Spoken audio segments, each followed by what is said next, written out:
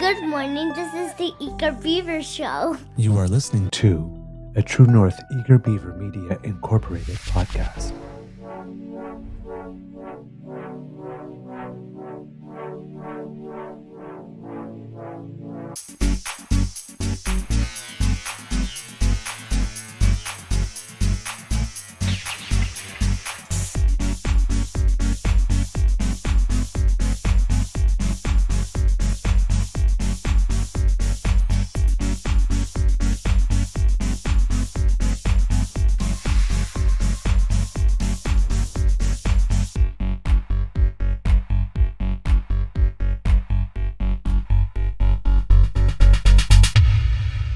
The True North Eager Beaver podcasts are proudly brought to you by our founding sponsors, the Miss V Mysteries from Corvid Moon Publishing, your source for science fiction, fantasy, and cozy mysteries featuring a broad diversity of characters.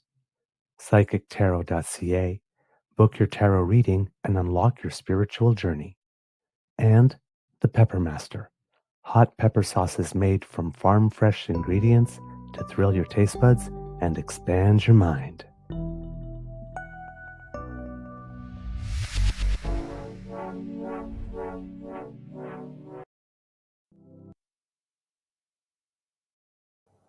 Well, good morning and hello, kids, and welcome to Season 5 and episode number, I do believe it is 638, Mr. Grizzly, based on the descriptions I've been sending you, of the Daily Beaver Morning Show. That's all. Do. Yeah, we talked about this yesterday. It's 6:38 if we include the 8-hour special. I know, but I didn't give that one a number, so there's something amiss. Anyway, Okay. we'll figure that one out. Figure that out later. Yeah, because I didn't send you a description for the debate one, so I never gave it a number. Okay, but we'll figure it out. it's one number. We're off one. It's one number. We're off one number. Doesn't matter. I probably doubled one up at some point along the way. I'm pedantic, but this one was just like, 38, 39, 40. I probably sent you one that had the same number 2 days in a row and then caught it and then just fixed it on my own, but I threw you off. Yeah, probably because of the way my brain works is like sometimes you'll send me an email and what you've done is cut and pasted something new into the body of an old one. Exactly. That comes up as the day before's date. I'm like, well, I don't need that. Right. I'm like, well, it's yesterday's date. I need one for today. Yep. So I don't even look at it because it's not. That's the way my brain works, right? Yep. I know. So I always have to go back. Oh, okay, take two. Damn. Like, well, why would I look at that? I need one for today, not yesterday. I have yesterday's. I need today's. It's just the way the brain works. Yep. No worries. I got you. It's the ADHD, amongst others. Maybe I'm on the spectrum. I don't know. Doesn't matter. We just figure out how it works and then we find that path. And exactly. That's good enough. So today, recording day, is Thursday, May 1st, 2025, new month. April truly was a spring month here at the Beaver Lodge. Not very many warm days, but warmer days, but not many days in the month where I went out without a jacket. So we're actually getting spring. So there you go. Happy birthday to my sister. Love you, Deb. Okay. Let's see what else. Oh, and thank you to our podcast founding sponsors, the Pepper Master, the Miss V Mysteries from Corvid Moon Publishing, and PsychicTarot.ca. And it looks like it's going to be a lovely day here at the Beaver Lodge. Mr. Grizzly, how is your mental health today, sir? I'm going to go with so far so good. It's not great, but it's okay. Yesterday was terrible. Yesterday was really bad. I'd only had 3 hours sleep. So when you're running on no sleep and you don't have to be in an office, you're like, okay, I'm going to take a nap. Well, that didn't work out. So then all the dark thoughts invade my mind. Yeah. And it was not good. It was a dark day. A lot of dark thoughts, a lot of bad thoughts, even, the existential, what's the point of any of this? You know? Mm. And that happens when I don't get enough sleep. It's really bad for everybody's mental health when you don't get enough sleep. It's simple as that. The human body can function fully on 4 hours. You won't be great, you won't be productive, but you'll function. Right. Less than 4 hours, and it's extremely detrimental to your physical and mental well-being. Oh, yes. And it really took its toll on me yesterday. I had a really good night's sleep. I fell asleep watching the hockey game. I woke up, I don't know what time it was. The game had ended. I got up and climbed into bed, fell asleep right away, and didn't wake up until like maybe 15 minutes before my alarm. And that was Okay. due to the bizarre sertraline dreams that I'd just like to be able to escape some of them sometimes, man, because they're so real. Yeah. They're so vividly real that you wake up like I've punched things in my sleep and hit the wall in the Yeah. dream, right? Trying to defend myself or jumping out of the way of something in the dream and throwing myself to the other side of the bed. Like it's Hmm. you don't get great sleep, but at least Right. last night I got about 7 hours, which is big for me. So yeah, I'm doing much better this morning. Yesterday was dark. It was I was tempted to do an ASMR last night, but I knew there was a hockey game on, and I was in a dark place, and I thought maybe I shouldn't talk right now because I might Mm. put something out there that I cannot retract. Hmm. Right? Hmm. Hmm. When you're in a Hmm. dark place, that's what happens. So yeah, that yesterday was bad, and I've I don't know. Sleep, without it, you will lose potentially everything. Oh, yeah. Oh, yeah. As a chronic insomniac, although I have to say things have gotten a lot better since we started doing this show. Yeah, regular scheduled sort of. I guess so. Yeah, because I have to regularly be up um, at a certain time that, the first few years, I guess I was sort of still trying to do regular life. And then over the last two, I've sort of adapted more. I'm not, even though my 21-year-old self would probably look at me and said, you promised you would never do this. Yeah. The 52-year-old me is actually pretty good with going to bed at 9:30 on a Friday night if I'm tired. Well, You once you know? get to a certain age in life, it's like, I don't have FOMO. I don't have a fear of missing out on anything because you know what's happening in that nightclub or that pub The same thing that happened last Friday night at that nightclub. and has for the last 50 years. I'm not missing out on anything. You come to realize I came to realize that a long time ago because I was a nightclub DJ. Right. So I probably knew it before most people. I'll say I probably knew it before a heck of a lot of people, not most people, but a heck of a Yeah. lot of people. But I still enjoyed to DJ. So, I finished my set and then let's go to Hull because Ottawa had closed. Right. Let's go to Hull. And even after Ottawa stayed open till 2, we'd still go to Hull because all the other staff members would show up, right? Right. And there was always a place where they'd lock the doors and we could stay and have a drink and, get home at 5 or 6 in the morning. And it's like, okay, I can't keep doing that because that's hard on the mind and body. Eventually you just go, yeah, I'm pushing 30 now, so maybe it's time to dial it back a bit. Yeah. Sometime around 35 I did. Yep. Exactly. Well, they're also like you said, right, as you get older, it's how do you put it? It you're not I mean, you are losing stuff in a certain way, but you're losing stuff because you're choosing You're other choosing to. stuff Yes. as well, Yeah. right? So you can't do it all, so some stuff has to go. Um, and you're not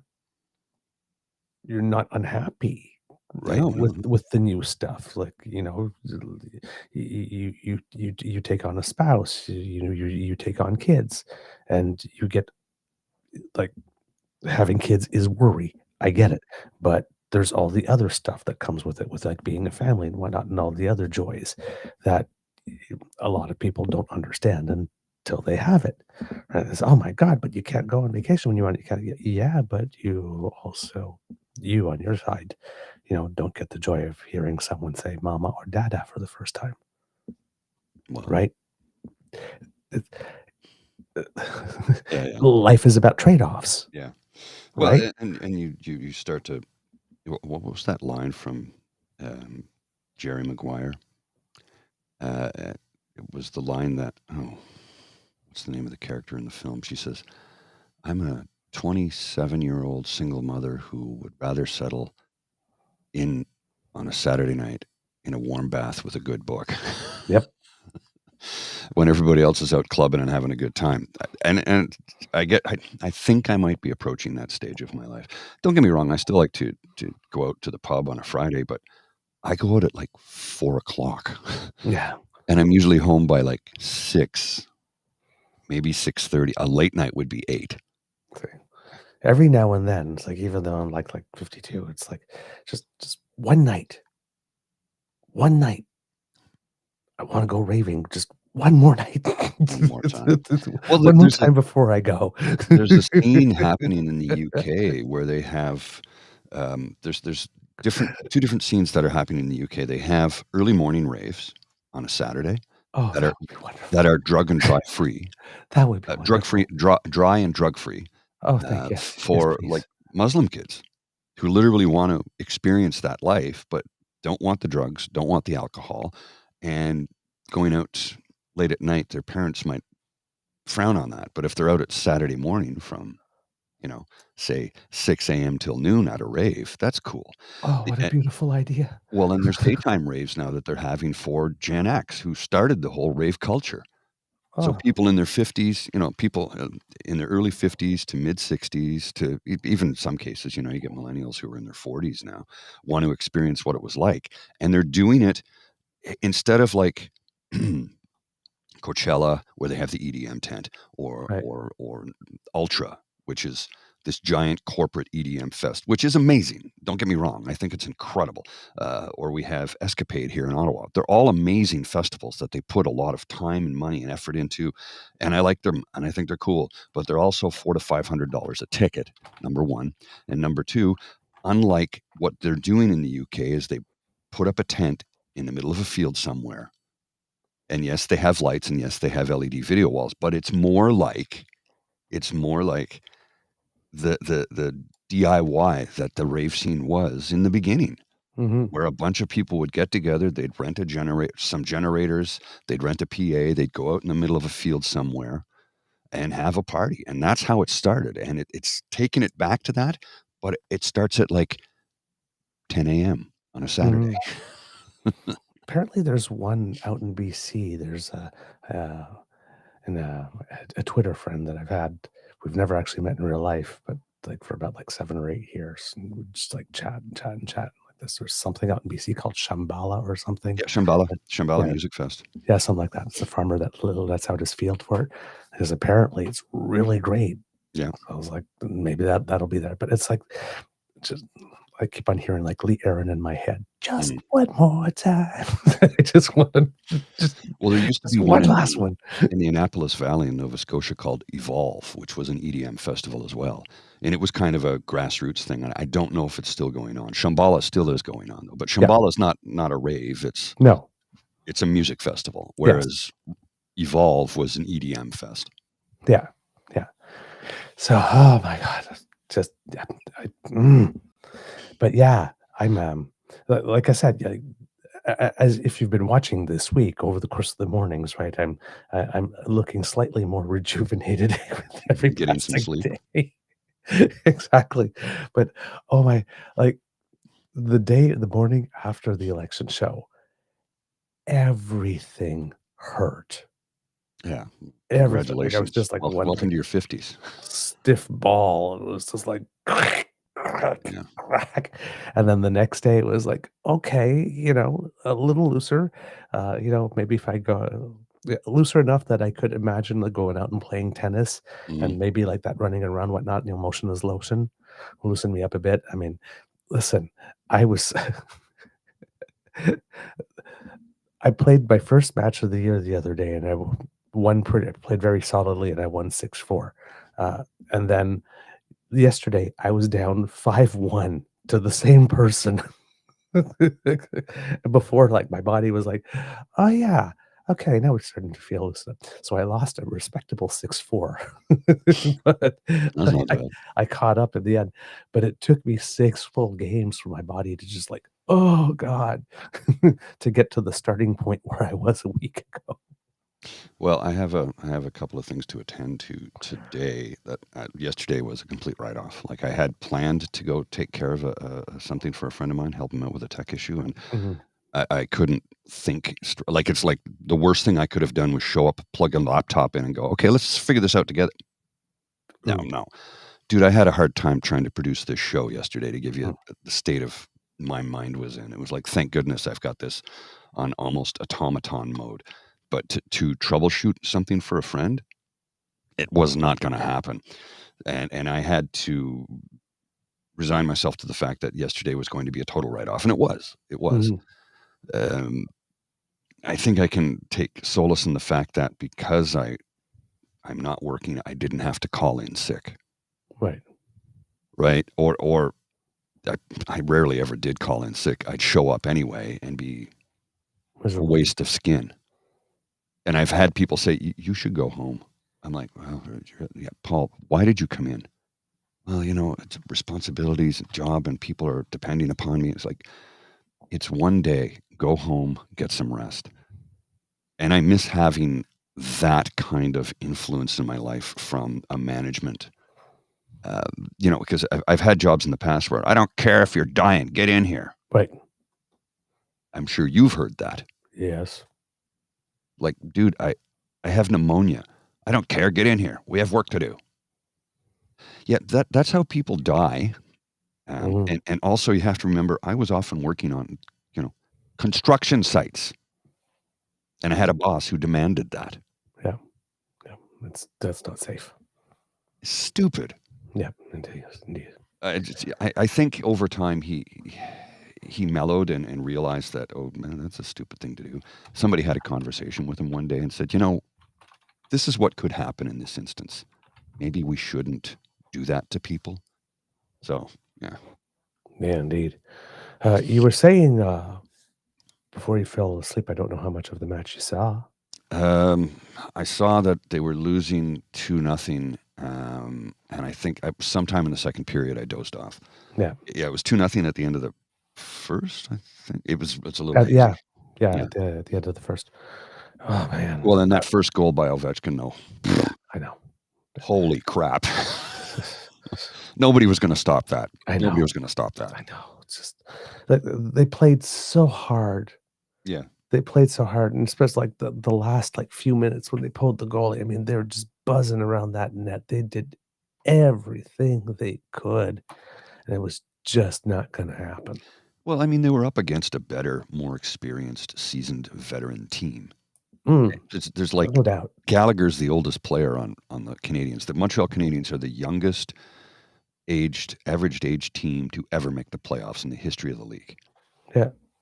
I mean, Yeah. you, No, you no. look at the bench, you'd see the guys on the bench, and it's like, why? I You can thought they still were see the growing. pimples. Well, it's like, why aren't they growing their playoff beards? Because they can't. They're too young. And I'm not knocking their youth. No, The no. youth is good. It's how they were able to skate so fast and so long and so Yeah, yeah. hard. But that kind of youth doesn't have playoff experience, Right. and But still. it showed. Hey, Yeah, look. but still, there's no hanging in the head. They played an incredible series. Well, and Christian's right here. They did have a doc, and I think it was on Netflix. Was it on Netflix? It was. I did see the doc. I Yeah. didn't watch it yet, but I did see it. It's called Rebuild, and Mhm. it's about rebuilding the team. And They're doing well. They're doing Martin St. well. Louis brought them from literally dead last to making the playoffs. Now they did have to do it on their last game of the year, but that doesn't matter. They made the playoffs, Mhm. so that's a big jump.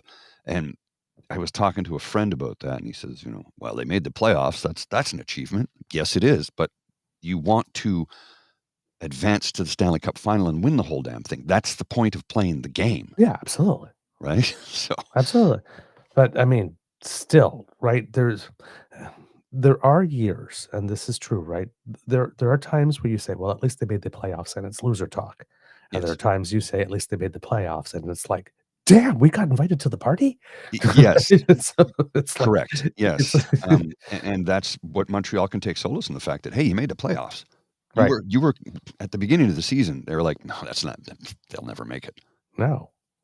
So I mean, tonight we have Game 6, Ottawa, yes, in Ottawa. yes. This is going to be exciting. Go, Sens, go. I don't know what the Sens, outcome will be, but they've had the momentum for a while now. Mhm. Despite the first 3 games were overtime. Mhm. Their first 4 games, no, the first 4 games, no, No, sorry, the not first game wasn't overtime. game The next wasn't. 3 were overtime. Yeah, the first one was a blowout. Yes. Well, scoreboard it was a blowout. Yes, 6-2. Yes. Yeah. On the scoreboard it was a blowout. But if you watched the game, you'd be like, Yeah. oh, that wasn't that wasn't a blowout at all. Mhm. Oh, so exciting, so exciting. Well, and And Dan says that right here. He says, I said Sens in 7. you did say that. Yeah. You did say that. And the Jets. Yeah, they won. Hello, my friends. Boom. Well, and they're expected to, but No, they're it's not going to be. actually. Well, they I were the looked first up place team in the league. But I'm looking in the brackets for some reason. I was looking at the bracket for some reason. It had the Jets. Oh no, sorry, I'm mistaken. Sorry, that's Edmonton and Yes, LA. that's what I Edmonton thought. is the upset. Yeah. Sorry, No, crossed my the wires. Jets were expected to be, to at least get to 3rd round, possibly Yes. Stanley Cup final. Yes. And if I know that if you live in Winnipeg, if you don't make the finals, the season was a failure. And I understand that because they were the best team in the league all season. Mm-hmm. They earned that, and they're still playing like the best team. Yeah. Yeah. Oh my God. But it's not going to be a cakewalk because it's a Stanley Cup playoffs. That means your opponent wants to win as badly as you do.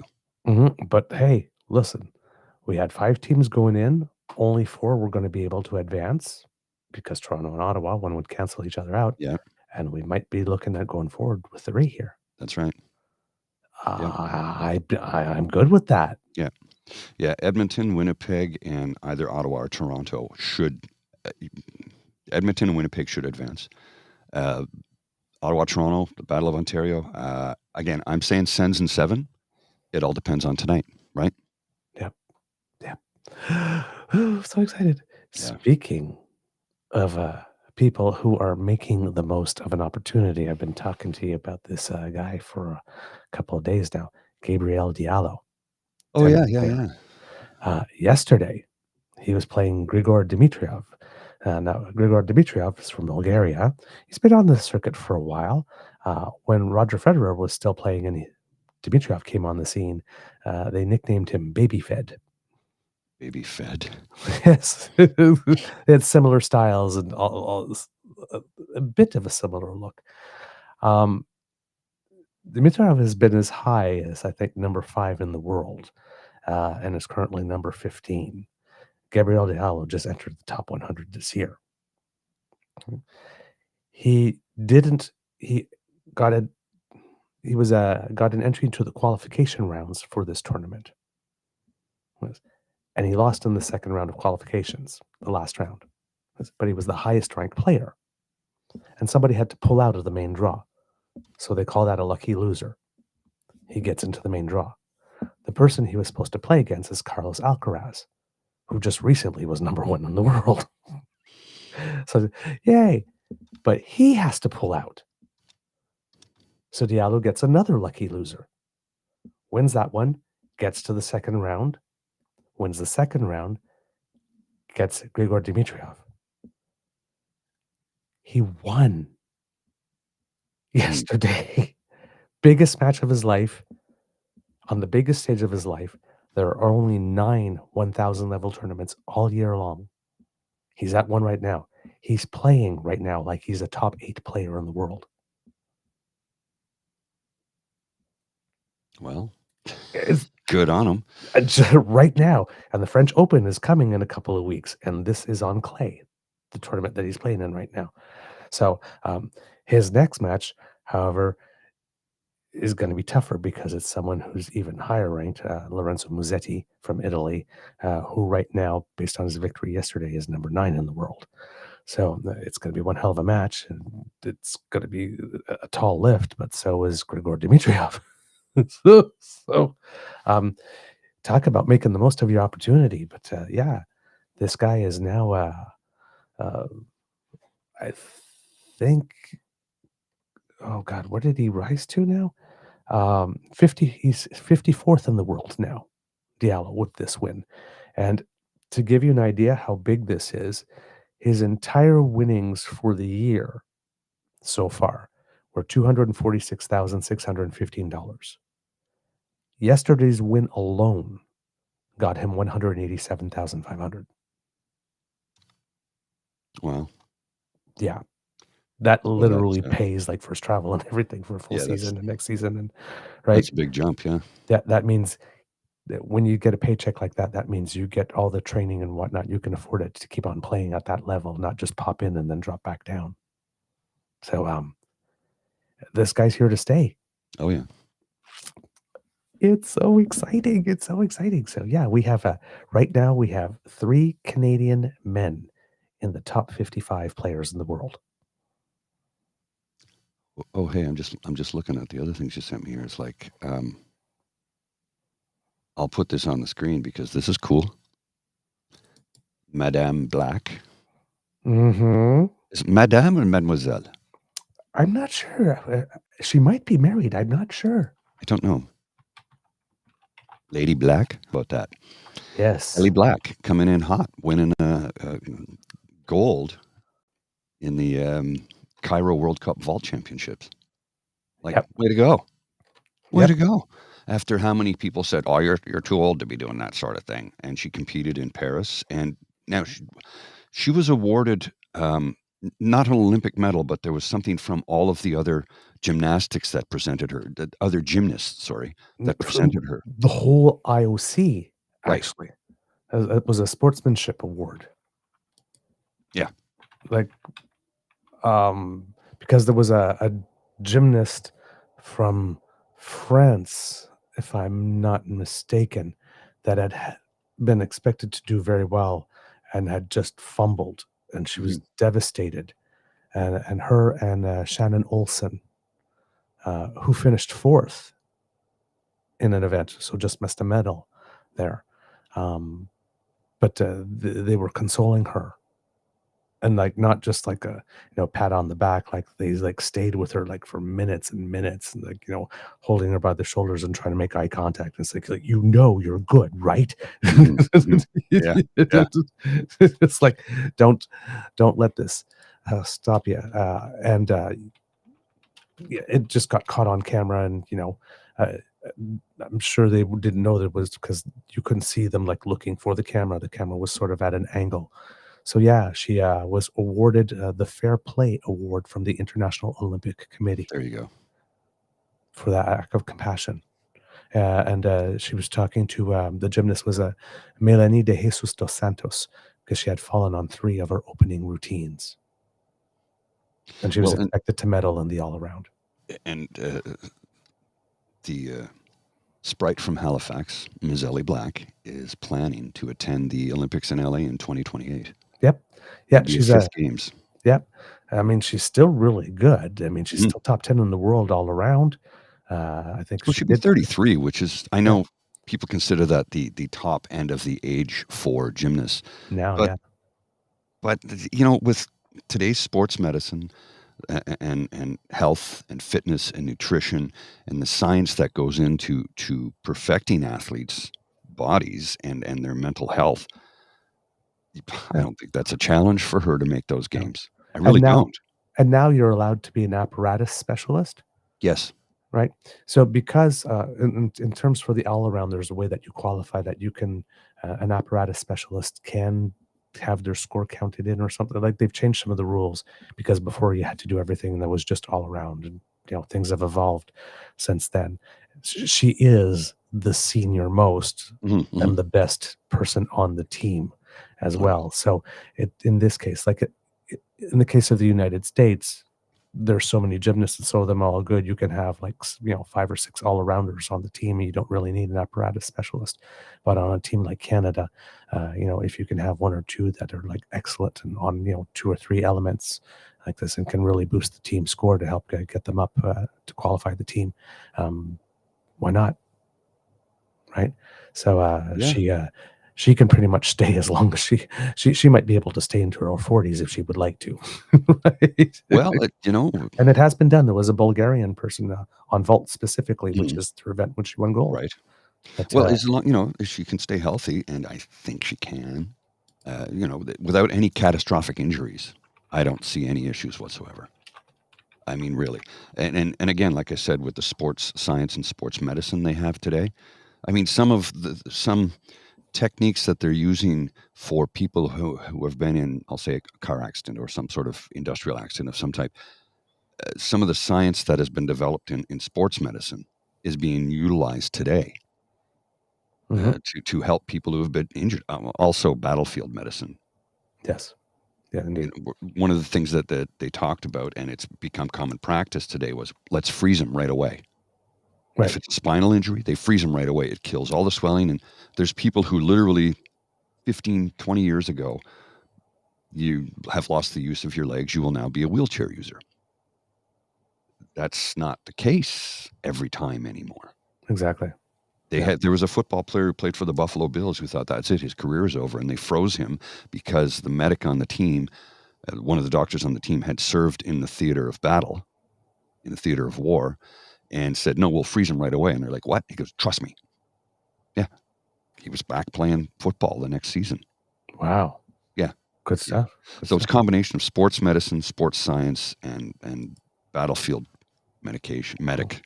medical intervention that has helped change a lot of things. And they just do more and more research into how to, on a daily basis, right? There's always ongoing research on how to fix, repair, improve outside of those fields I just mentioned, just Mhm. general medicine. They're always looking to solve things. So yeah, I'm Yeah. going to grab a coffee, sir. I Okay. need one, and then you can dive right in. We've been babbling for a bit here. Yeah. But we're bringing some news here. Oh, yeah, exactly. I'll be Yeah. right back. By the way, that Bulgarian female vaulter, his name is Oksana Chusovitina, and she competed at the Tokyo 2020 Olympics at the age of 46. So there you go. When you're an apparatus specialist, you can, um, you know, you can stay on that team for quite a long time. The final thing that we have, I know it's a little sports heavy at the beginning, but this is really, really big news. Um, if you're a soccer fan Mm.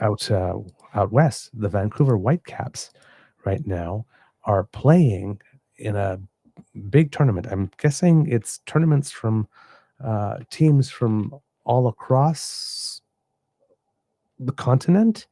So the best team from each league, I guess, or the best teams from each league all across the continent, all compete together in a playoff, and they compete for the continental crown. I guess the best team on the continent.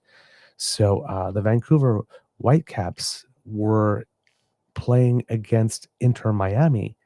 When if that name rings a bell, that's the team that Lionel Messi Yeah, and I noticed a came lot of to the play on. headlines. So Messi's team lost. I'm like, I'm sorry. No, he plays for the team. He doesn't own it. Actually, Exactly. I believe he has a piece of it. But you know what I mean? It's like Exactly. Yeah. he plays for the team. It's not his team.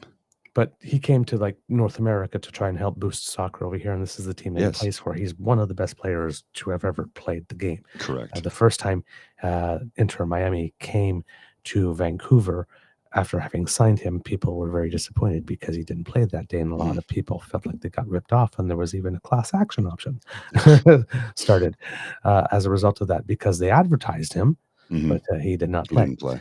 Well, Uh, Vancouver has every right to advertise him, but they don't have control over whether he plays or not. I mean, I know exactly.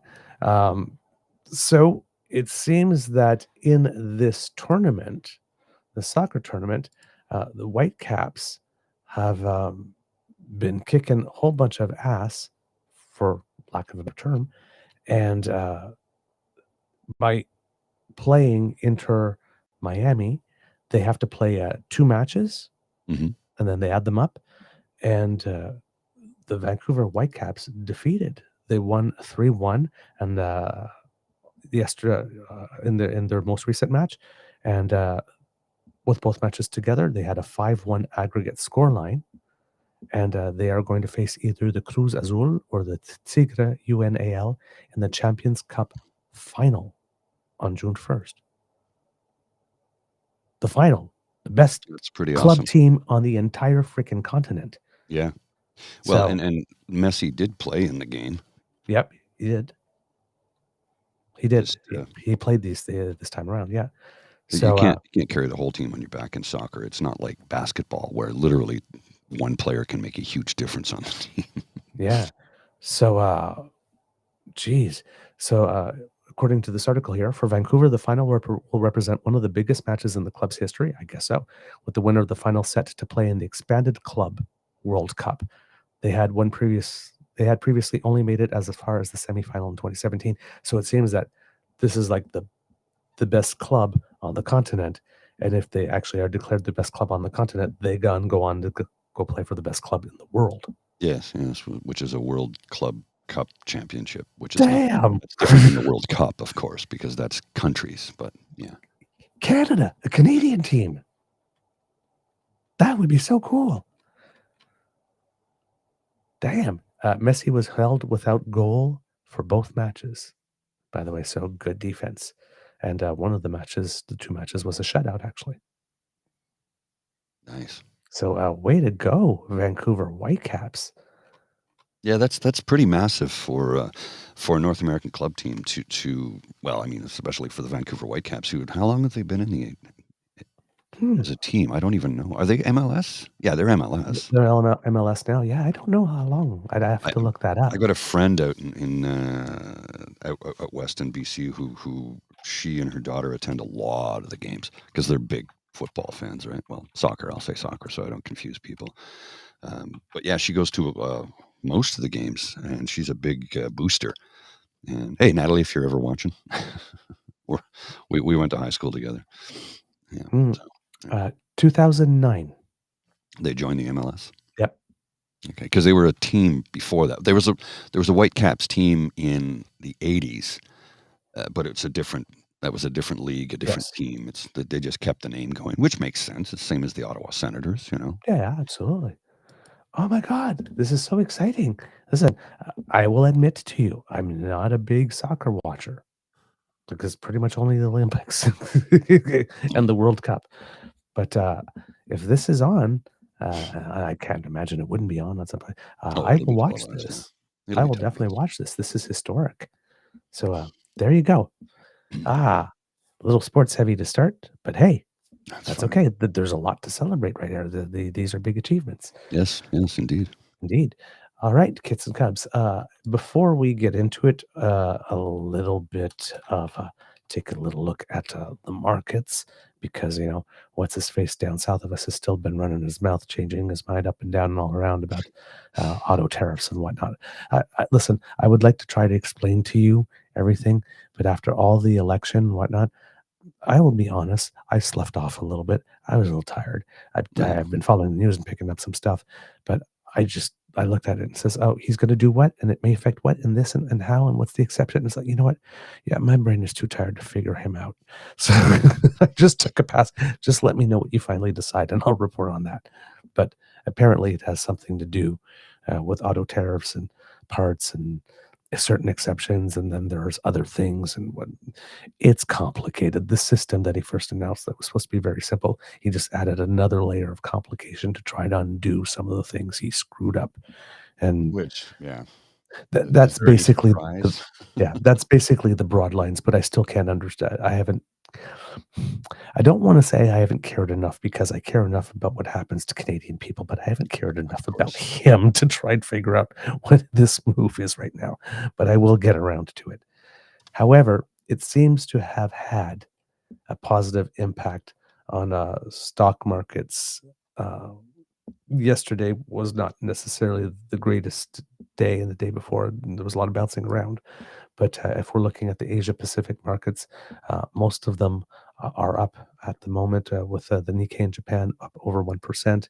In Europe, opening trading, everything is pretty much up except for like one or two markets, but everything is like within the, you know, uh, everything's within a 1% range. So nothing major here. And for the Americas, we are looking at an implied open of Dow futures of a little of about 0.7%, of the S&P futures of about 1%, and of the NASDAQ futures of about 1.75% for the day. So it looks like it will be a positive day after digesting all the That's good. exceptions and all that kind of stuff. It looks like this might be something that will be somewhat helpful. But again, there's always, because with Trump, there's always that little thing at the end, right? It's always with the caveat that, yes, we do want to bring all this manufacturing home, and him claiming it is with everything that's already being done right now. It's like they haven't even started building another auto plant right now. Like, come on, dude, right? The thing is not working. So there's a lot of bullshit from him, right? A lot of bullshit. And you're going to have to carry that bullshit in your bullshit detector into other things he's recently said with regard to the prime minister. I have to share something with you right now that was just sent to me that you're going to get a kick out of. All right. Let me show you. I'll show you the tweet, and then I'll show you the thing attached to it. You're going to love this. It's good because we were number 3. And then because we switched for the audio podcast, we were number 3 in Canada. And then because we switched number 3 for political podcasts. Right. And then because we switched distributors from Megaphone to Acast, we dropped right off the radar. Then it took a bunch of work on my part to change things, eliminate this, build up that, get all our shows highlighted. And now we're climbing the charts again. But this one, I think you'll take particular joy in because I am. Let me just blow this up so it's easier to read. Yes. Matt Gaetz is getting beaten by a beaver and a grizzly. I know, I saw that yesterday. I didn't see that until just now. I'm like, yeah. That's actually my screen cap. Oh, is it? Okay. Yeah. Because I put that and I said, I can't remember what it was, what I said, but it's like, oh yeah, oh, there goes the neighborhood. I think was my comment. Yeah, I didn't see that till just now. So I was like, yeah, that's kind of funny. I'm like, yeah. 50-something guys that nobody's ever heard of outside of, our little bubble, and all of a sudden we're ahead of him. But that's not difficult. I mean, he's kind of a... Yeah. Hey, Matt Gaetz, we're on top. We're on top. Ew.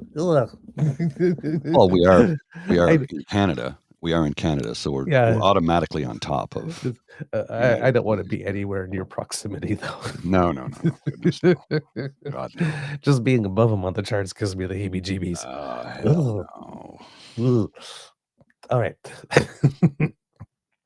We play on this show. All right. Get some cups. The dust is starting to settle. Mm-hmm. We kind of have some dates being thrown around. It seems that the date for Parliament to resume it will be May 26th. That's what we're looking at. So 1 week after Victoria Day. There's been some chatter about cabinet, the size of it, because the last one was super small and some departments were like folded into each other. Word on the tweet for the moment is that cabinet size will be about 30, so it will be bigger than what we went into the selection with, but just still smaller than I think the 38 with which Justin Trudeau started.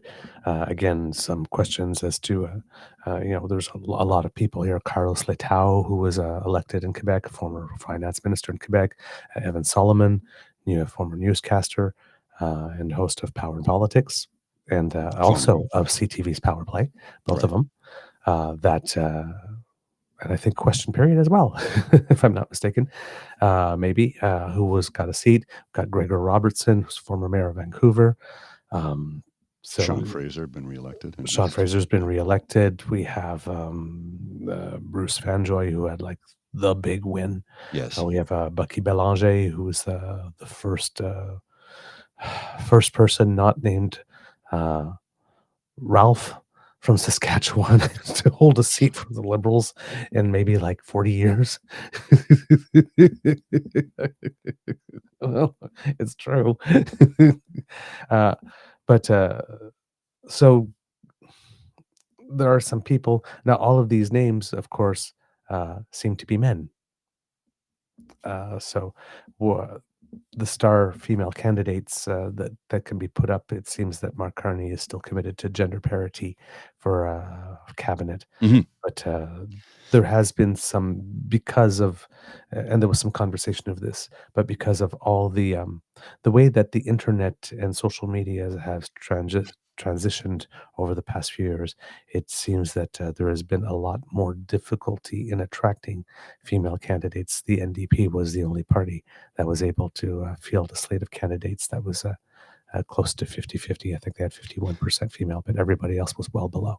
Well, I wonder what the shadow cabinet, which that's an invented term, the shadow cabinet will be for the Conservatives, because remember, the Liberal cabinet had, 38 members at the highest point?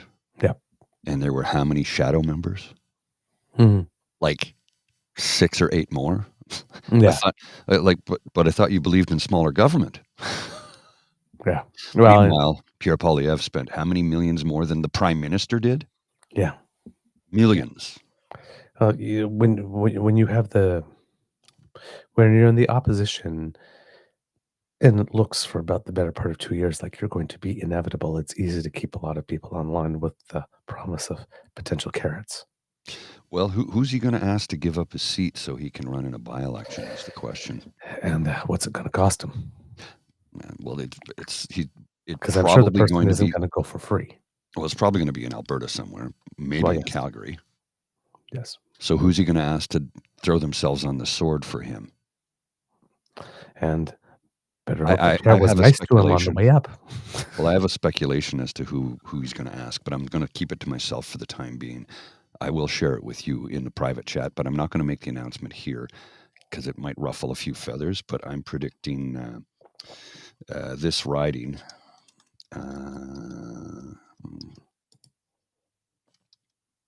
Sorry for not talking while I'm typing here.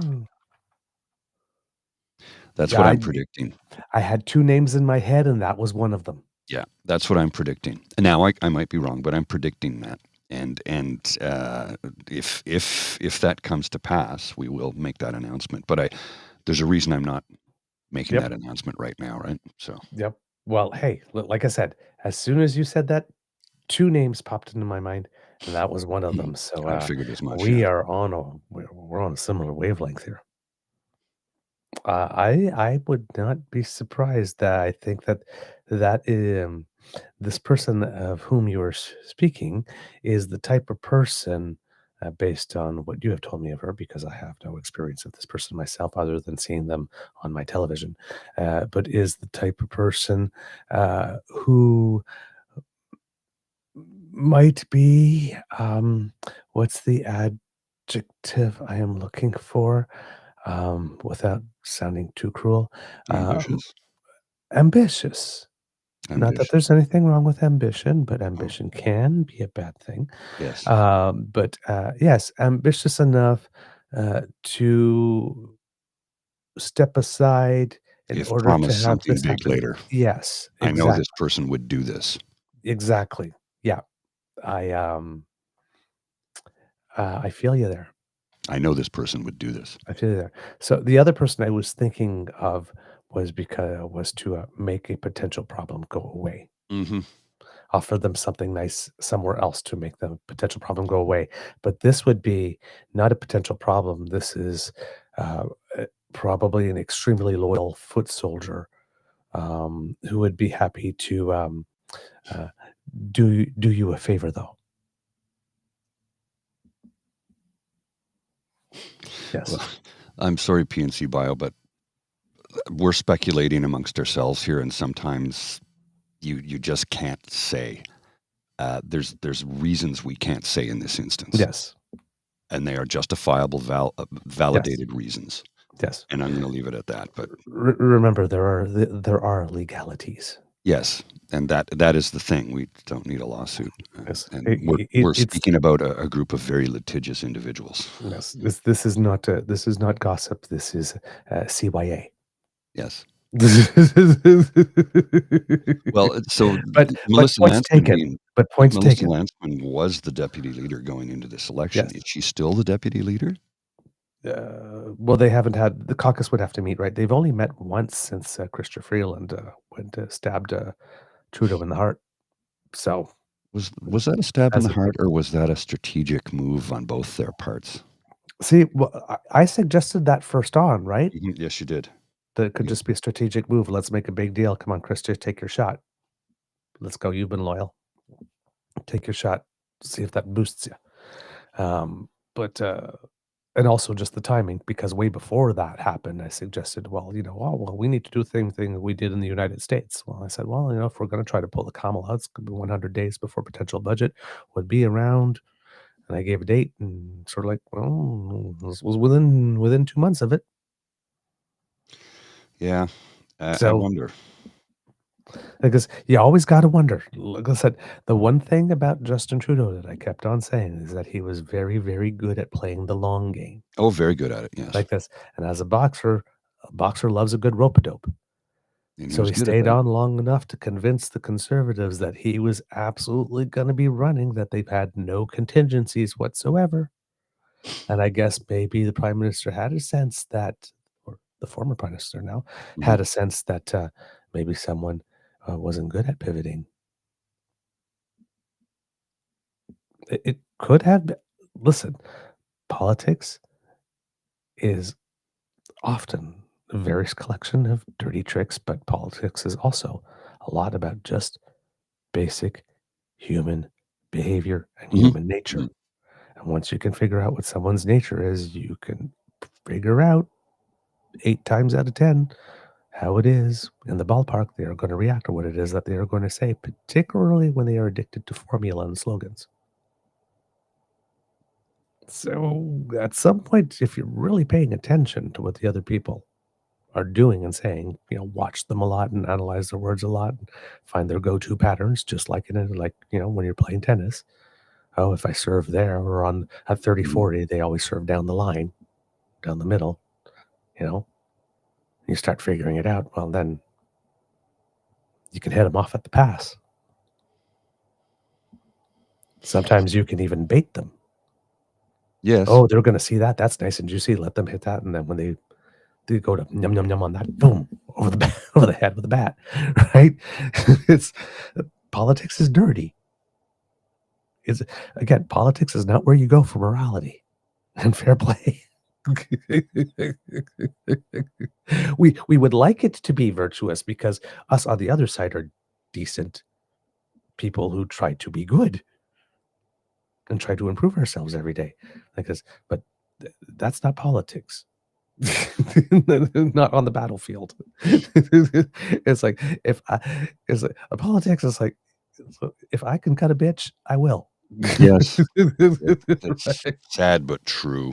It is a vicious game, and not everybody wants to play in it. No. So I want to address something here quickly. I knew they were going to oust Musk. That's why he's been crying, like with PayPal. His behavior cost him a company. I just read something on Bloomberg where that is a rumor. And I think this is just PR spin on Tesla's part, saying it's a rumor they were looking to replace him. It's not happening. They still have full confidence in him. That's just literally the PR spin, I think. But that's currently the messaging from Tesla on Bloomberg. They are looking to replace him in the back channels quietly. Yes, I they mean, are. that's realistically.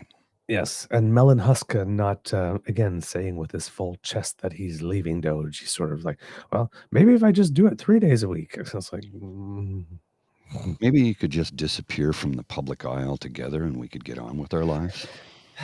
that would be much more helpful. Won't happen. Won't happen. Won't happen, but would be much more helpful. Oh, yeah. So we're looking at May 26th coming back, about a cabin of about 30. he attracted the question that we got a lot during the campaign, right? It's like, and hearing Yves-François Blanchet and Pierre Poilièvre say the same thing. It's the same team with the same ministers and the same this and the same that. Well, we were just talking hockey, right? Same team, change the coach. Yes. Change the GM. Mm-hmm. Sometimes changing one person does change the team, change the direction. So, like in a lot of country like coaches Canada, have turned teams around, right? Exactly. You've seen a lot of coaches do that over the years. In a country like Canada, I couldn't even believe that they were trying that type of that type of line. It's like, because in a country that loves hockey, we know very well that if you change the person at the head, the rest of the team can follow. Yes. In a different way. So, but yes, we're going to have a new direction. Again, prime minister that sees himself more as a pragmatist, that has a reputation for come to the meeting prepared, because I am. Mm-hmm. Yes. So if I'm prepared, I'm going to have a question for you that you need to be prepared for. Correct. Somewhere along the way. So do not come unprepared. And he's motivated by a sense of urgency. He understands that things have to be done quickly. So hopefully it will be done quickly, but still in a way, how would I put it? We might not have to move as quick as we did during COVID. We just got to move fast and accept that things are going to be a little shoddy, and we'll have to clean them up afterwards. But let's get this done. There's going to be a little bit of that for this type of thing, but there should be less, because we do have a little bit more time. It's not like people are dying, right? But we can sustain people in the meantime. So we can put a little more thought into it, but we have to move at a very brisk pace. Yes. Right? Because as I mentioned yesterday, all the stuff that we need to do technically is an 8-year project, and Canadians, as much as we might be happy that we defeated the Conservatives, we didn't go all the way. We had our foot on the throat, but we didn't freaking press down. So basically, this guy ran on something that would take 8 years to do, and we gave him 2. So, do you remember one of the first things that Stephen Harper said when he first became prime minister, when they won that election, the first one? He says, the West wanted in, the West got in, right? Mm-hmm. But he's from Toronto. Yep. Where's Mark Carney from again? The West. Well, Northwest Territories, Fort Smith. Yeah. And then grew up in Edmonton. Yeah. Actually, yeah, Northwest Territories, correct. Yeah, because that's not Nunavut. The West is in. Yes, the West is in. An actual Westerner. Alberta, pay attention. One of your own is the prime minister. Just to let you know. Just to let one of your own is the prime minister. And before that, one of your own was the finance minister for quite a while. This is correct. Maybe that's why you got the pipeline. Amongst other things, who received most help during COVID? Mm-hmm. The province of Alberta. Yeah. Like, when you point out to the average Albertan what the Trudeau government did for that province, right? They're like, oh, shit, I didn't. And then when you point out to the extremist, no, that's not true. That's just fake news. That's WEF. That's, you know what? You need to be deprogrammed. There is no convincing some people of the truth because they want to believe the lies. Yeah. And they put their whole heart into the lies. Yeah, absolutely. So, prime ministers, as was the case when he became leader of the Liberal Party, his first call went to Macron. Oh, interesting. Mm-hmm. There was a call eventually with Trump. There was also a call with, yesterday, the president of the European Council, Antonio Costa. But there was a call with Trump somewhere in there. And I see, oh, Mr. Grizzly, my bad. I did not send you the clip. Yeah, I don't have it. Address. I knew. I just realized in the notes that I did not do that. Started at 138. I wasn't going to mention it until you got to it. I thank you for that. That was very kind of you.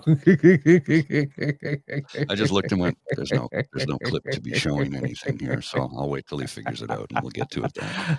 Ah, damn. I was so proud of myself too. Because like sometimes the outline comes, just so you know, that like the behind the scenes stuff. Sometimes the outlines are like nice and very clear, and sometimes it's like, yeah, I'm rushing to get this one finished, and they're sort of a little all over the place. And it's like trust me, go with me on this. We'll figure it out. So this morning's, I was really proud of myself because it's really nice and clean. And then I forget to add the link. My Gmail just signed itself out for some bloody reason. I sent it to you here in the private chat. Yeah, I see that. Just give me a sec. Oh my God! Some days it's a good thing I'm arguably cute, because some days I'm not too bright. Oh man! Yikes! Okay, so just give me a sec. I got to restart my email. It just crashed for some no worries. bloody reason. You go. You got that. I've got stuff to keep going. So got to sign into everything again. Okay, that's so frustrating. Right. So frustrating. All right. So keep going. No, keep going. Donald Trump made had some comments to say about the phone call with Mark Carney. Now, again, we've got to take some of this with a grain of salt, because Trump says a lot of things, right? Like I pointed out in a previous press conference, he kind of made it people believe that, these auto plants to build more cars, because they don't need Canadian cars, and they don't actually want us to build Canadian cars, to be honest. Which is the one thing I always found really interesting about that. He says, "Come at the table and make a deal with me. I'm trying to steal all your jobs, though, because we don't want you to make anything that we're going to buy, but come make a deal with me so that we can make it such that we don't have to buy anything from you." Why would anybody want to make a deal like that? That's the one part I haven't nobody's been able to explain to me about what Donald Trump is trying to do by waging like 192 trade wars all at the same time. Is like telling everybody you don't have anything we need. It's like, well, if we don't have anything we need, and your goal is to bring back any jobs that you think should be in the US that happen to be in our country, why would we negotiate with you to help you do that anyway? Just why would we come to the table for that at all? That's just dumb. Agreed. That's the needle on the record where I keep on getting, even if this is true, that this was the talk and Trump is just the first to announce it rather than just something he said, because he's also saying in other press conferences, like, like this, "Oh, we're talking to China. China really wants to make a deal." It's like this, and was one call when the tariffs things were first put on, and there hasn't been a call since. But apparently they're negotiating, and China really wants to make a deal. So that's why I'm saying, take this with, again, I think yesterday somebody said in an article I read, with a shaker of salt. But yeah, that would, yeah, with a shaker of salt. Yeah, I think that's reasonable. Yeah. Wasting away again in Margaritaville. Searching for my shaker of salt. Well, come on, man. Some people say that there's a woman to blame, but I know it's my own damn fault. Story of my life. My own damn fault. Always is. Always is. Mr. Busy, if you have the clip ready. Yeah, I'm just, it took me a few minutes to get signed in and get clips up, but here we are. I have it up, and I will load it so we can play it. I want to make sure I have the right timestamp so that we can, yeah, I got the right timestamp. Okay, here we go. Oh, wrong clip. Move the clip over to the right spot. It's complicated when for some reason your computer just decides to sign you out of everything. Yep. I'm like, wait a minute, don't sign. And I got to sign back into everything. That's a royal pain in the butt. Anyway, That's my issue, not yours. Let's just watch this, shall we? Let's watch this clip. Why is it doing that? Stop doing that. That's not what I wanted. This is what I wanted. Restream is being very finicky this morning. He called me up yesterday. He said, "Let's make a deal." You know, he was running for office. They both hated Trump, and it was the one that hated Trump, I think, the least that won. I actually think the conservative hated me much more than the so-called liberal. He's a pretty liberal guy. But no, I spoke to him yesterday. Couldn't have been nicer, and I congratulated him. You know, it was a very mixed signal because it's almost even, which makes it very complicated for the country. It's a pretty tight race, but he's a very nice gentleman, and he's going to come to the White House very shortly. Okay, let's stop there for a second. He clearly doesn't know a damn thing about Canadian politics. Number one, it's very tight. It's very. I'm like, bro, you had a tighter, slimmer victory. A much tighter, much slimmer victory. Yes, I mean, this should be one hell of a mandate. They're 3 seats away from a majority. That is not what you call a slim minority. No. It's a minority government, but it's not slim. Yes, that's the new conservative jargon, a razor-thin minority or something. They're 3 seats away from a majority. How is that razor-thin? It's like Harper's minorities were like 31 seats away from. There's a huge difference. There's no such thing as a razor thin. The previous minority government was what, 12 seats away or 15? I'm like, come on, man. It's a solid minority. Yes. Come on, man. Jeez. Just pathetic. So, according to Donald Trump, he's announced to the world that Mark Carney is coming to the States sometime next week. Yeah. I'll believe it when I hear it from my prime minister. Thank you very much. Listen, they do have to move quickly, right? And so right now we have a bit of a competition between 2 narratives, right? Because the narrative at the beginning was, when we're going to meet, it's going to be a sovereign nations and not without respect, which, kind of got me thinking again, no talkie-talkie until the 51st, state, yada, yada, stoppy. And the 51st state stuff hasn't, yada, yada, stoppy. It stopped for about 2 weeks during the campaign, but then every time a journalist asks, it's like, oh, you didn't include Trump on those tariffs to all the world. I was like, oh, well, we're still going to do that. Canada's they're nasty to us. And then, Canadian election. Like, what happened? You seem to have tempered your rhetoric over the bit. No, we're still with the 51st state. Well, the other thing I heard him saying the other day, it might have been yesterday, I don't know. We've been getting ripped off by everybody for years. Yes. You became the wealthiest, most powerful nation in history by getting ripped off for years. Exactly. That's usually how I become wealthy, is people rip me off and I become rich. That's how it works, right? According to Trump, anyway. Mm-hmm. Oh, we subsidize Canada to the tune of $200 billion. No, you just buy a lot of our oil. That's stuff you don't need. That's stuff you don't need. Yeah. Our oil, our steel, our lumber. We provide you with electricity. You want our water. I know you want our water. So, from my cold, dead hands, So we'll see about how that happens. Now, of course, here's the thing, right? Trump is Trump.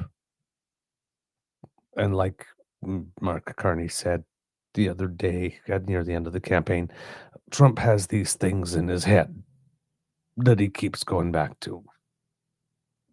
He too has rhetorical safety blankets that he goes to like this. So again, as we keep on saying, Canada is one of his favorite punching bags. It wasn't the first term, wasn't this term. Whenever things weren't going great at home, needed to distract, say something bad about Canada or somebody else, another ally. Right. And it's, oh my God, I can't believe he said something about this ally. And it's like the bad stuff that was happening then goes uncovered. Right. He's the master of that. So, right. There are no deals with China. Right. A lot of his initiatives are fumbling in the court. I mean, that guy they sent to El Salvador, they actually printed images with MS-13 photoshopped on his knuckles. See. I mean, things are not going well. Yeah. Right? He needs to distract a lot. Well, I don't think he understands what Photoshop is, because the guy interviewing him said it was Photoshopped. You can't do that. But Yeah, I know. They didn't have Photoshop back when America was great. So shit. What? Damn, someone just flipped out. I'm so sorry. Whoa. So I gotta watch myself. Sometimes they literally just slip out. They're not you see the planned. words coming out Whoa. of your mouth in the air, and you're like, oh shit, Yeah. I Oh, can't get it man. back. We've all had those moments. Shit, that was bitchy. Sorry. Pardon me. I got to run shortly here, but I have something I wanted to share with you just before I go. Yes. Two quick things. We got talking about too many other things to slide this one in smoothly. Yeah, well, which was the plan. Yes. We did anyway.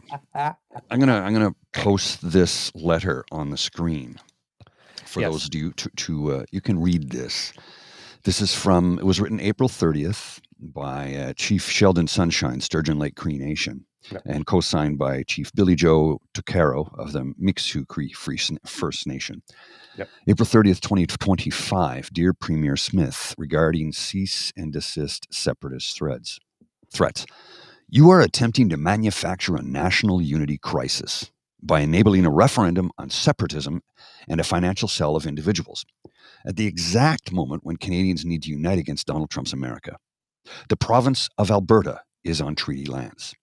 Please be advised that your irresponsible statements and actions are in breach of treaties number 6, 7, and 8. We demand that you immediately stand down from this conduct. Our treaties are sacred covenants and are to last forever. Alberta did not exist when our ancestors agreed to share the land with the Crown. The province has no authority to supersede or interfere with our treaties, even indirectly by passing the buck to a, in quotes, citizen referendum. If you or any Canadians are not happy living on treaty lands, they are free to apply for citizenship elsewhere. Sincerely, Chief Sheldon Sunshine and Chief Billy Joe Tucaro. Now, that is not the only statement. And number one, I had somebody yesterday said, we're going to have a vote on separation. And I go ahead, but you can't do it. Go ahead. You're on treaty lands. In order for Alberta to separate, they have to change the Constitution, which means all provinces and territories need to agree to the change in Constitution. Alberta has to have an agreement with the federal government to separate. That's the second thing. Okay. That's three things, actually. Change the Constitution, have everybody sign on to yes. Alberta has to deal with the federal government. And the fourth thing, or fifth thing, is that I don't even know how many it is now. They have to have a majority vote for separation. And then the Crown needs to sign off on it. And I'll tell you right now, the Crown will not do that. You can have your vote, but it's never going to happen. The Crown will not sign off treaty lands to Albertans. It's just not going to happen. You do need to understand that the king, whether you like the monarchy or not, is very much in support of Indigenous people because he knows what his family did. He is not going to hand over any treaty lands to anybody. It's just not going to happen. And as the chief said, I'll reread it again. These treaties are sacred covenants and are to last forever. Alberta did not exist when our ancestors signed these treaties. So remember that. Now we have another letter. Mm-hmm. Treaty 8 decree. This one a little bit longer, so I'll read this to you. News release. The First Nations of Treaty 8 statement on federal election. The First Nations of Treaty 8 of Alberta acknowledge the results of the 2025 federal election and extend congratulations to the incoming federal government.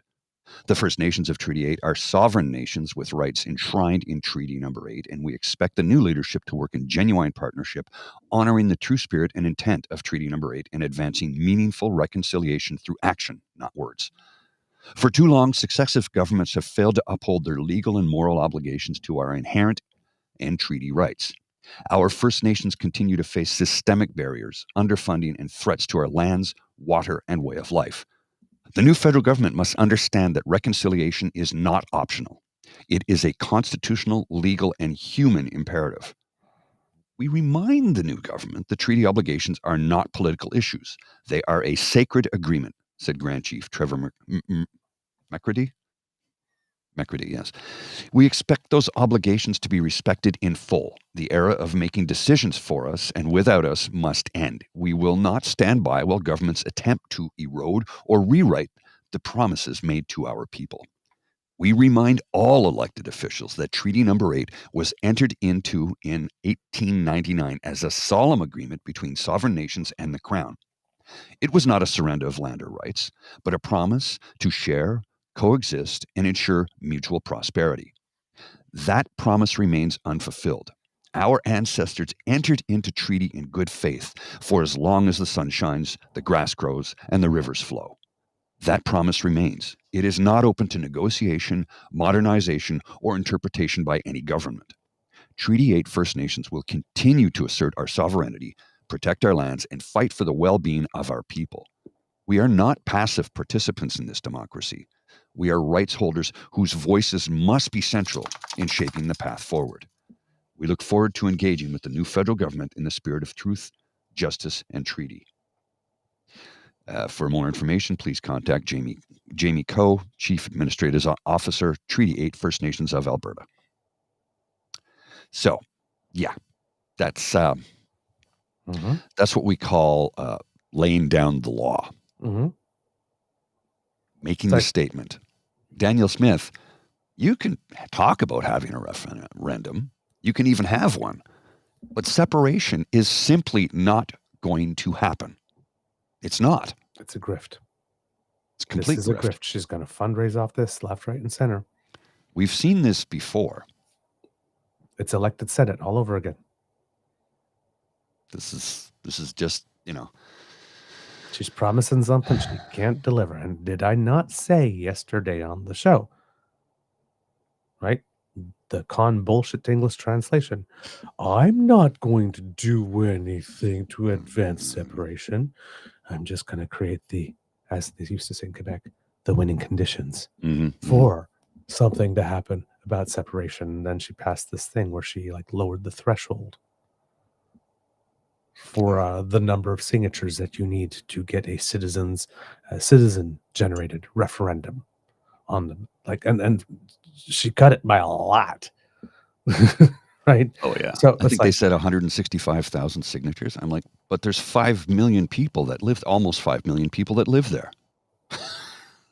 So you're going to say a tiny, tiny minority get to decide what the rest of us do? Oh, okay, sure. Yeah. Let me know how that works out. To put it on the ballot, right? Yeah.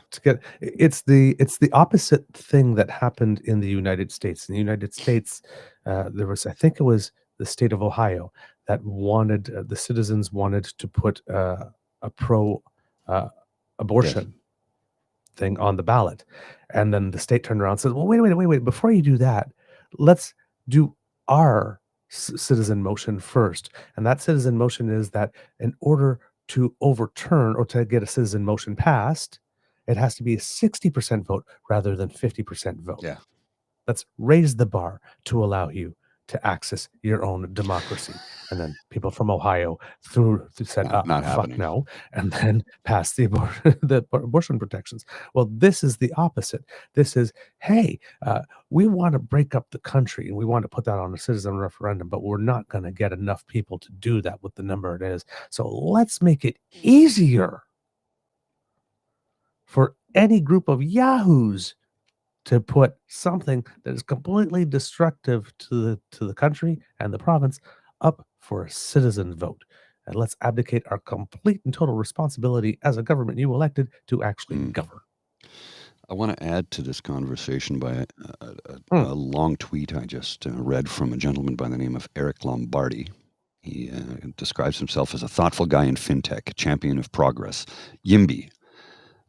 In Toronto, writes in the Hub Canada and the Toronto Star, which is interesting because the Hub is not exactly what you'd call a left-wing publication. Nope. So this is what he has to say. Alberta, having spent the last 20 years making the case to Canadians that the development of their resources is truly in the national interest, has finally achieved countrywide consensus, including in Quebec, on this topic. Instead of leading in this moment and making it happen, Alberta's leaders and, frankly, tantrum-throwing conservative partisans are choosing instead to shoot everyone and themselves in the foot. Beyond ridiculous. Alberta wants respect as a major political center in Canada, but chooses to act like a brat instead of a nation builder. No wonder the, in quotes, Laurentian elite don't take it seriously. At least with Quebec, the argument is cultural. With Alberta, it's, in quotes, we cannot tolerate being the richest province by far. We must also be even more rich. But also, we will continue to squander our potential with provincial governance failures, and we will blame it on the rest of Canada.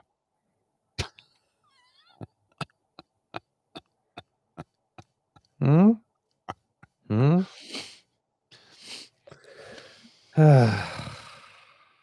Well, there you have it. Yeah. There you have it. So yeah, listen. Again, she's another one who's been doing stuff the last few weeks that I should care about, and I do care about, but I don't care enough about her to try.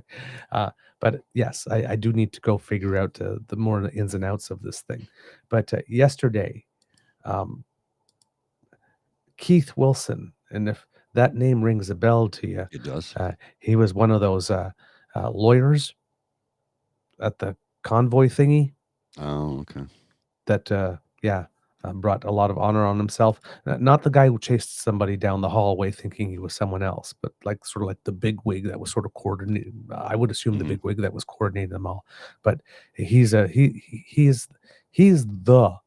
like we hear about Heave a Chipmunk, and that guy there that Heave a chased Chipmunk. after someone. Chipyuk. But yeah, and the guy that chased after someone. But Keith Wilson is like the guy on top of all of that movement. Is sort of like the go-to guy that movement has.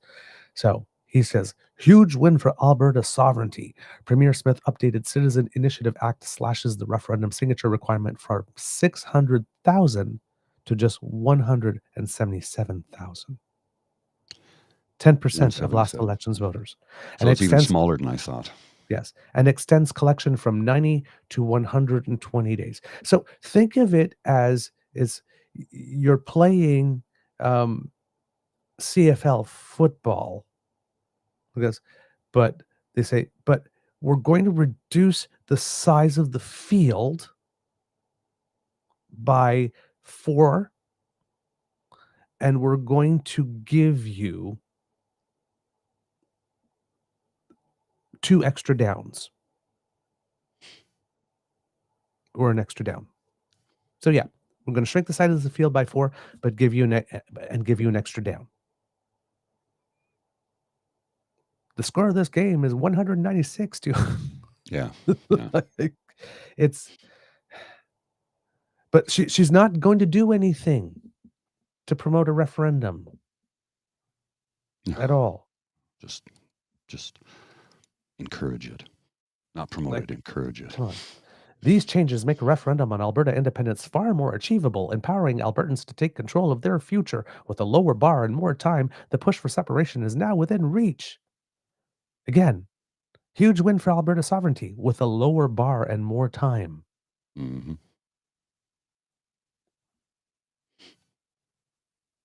Lower bar and more time to do something bad with a lower bar is a huge win. Well, Constitution Act of 1982, Canadian Charter of Rights and Freedoms, Section 35. It says right here, where did it go? I had it on my page a second ago. Section 35, Rights, Part 2. So this is Part 2, Rights of the Aboriginal Peoples of Canada. Section 35, the existing Aboriginal treaty rights of the Aboriginal Peoples of Canada are hereby recognized and affirmed. Mm-hmm. Land claim agreements. It's all there. I posted a link in the chat for those who want to read it. And also in the Constitution. And I want to thank who pointed that out to me, David Patrick Leo. Yep. And in the Constitution, if I remember correctly, there is something addressing specifically Inuit, specifically Métis, and specifically First Nations.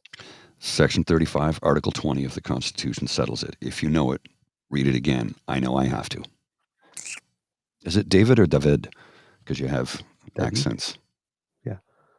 All right. Anyway, sir, and thank you for that. I got to go, sir. I'm yep. way behind. So thanks for coming out, everybody. I will endeavor to get an ASMR done at some point today, but I do have a few things I have to take care of because yesterday nothing happened. So anyway, I will see you tomorrow. Words of wisdom. Get out and smell the flowers if you have time. You never know when you can't do it again. All right. Thank you, my friend. All right. So, kids and cubs, in this same vein, yesterday, there was this little gem by Mickey Amory, is it? Yes, Mickey Amory is his name, who I believe, if I'm not mistaken, is the Minister of Justice for the UCP. I could be wrong on that. Hold on, let me just take a check on that for you. Yeah, Minister of Justice and Solicitor General of Alberta. And, well, he had an interesting thing to say here that might be a little concerning if you like things like the law and rights. Investigation of the UCP in leadership races. These changes would permit people to buy party memberships for a spouse or other family. It does not require their consent, and there's no dispute mechanism. So let's say my husband wanted to buy an NDP membership so he could cast 2 ballots for Nancy in the leadership review. I would have no way of saying unacceptable. So who was asking for this and why?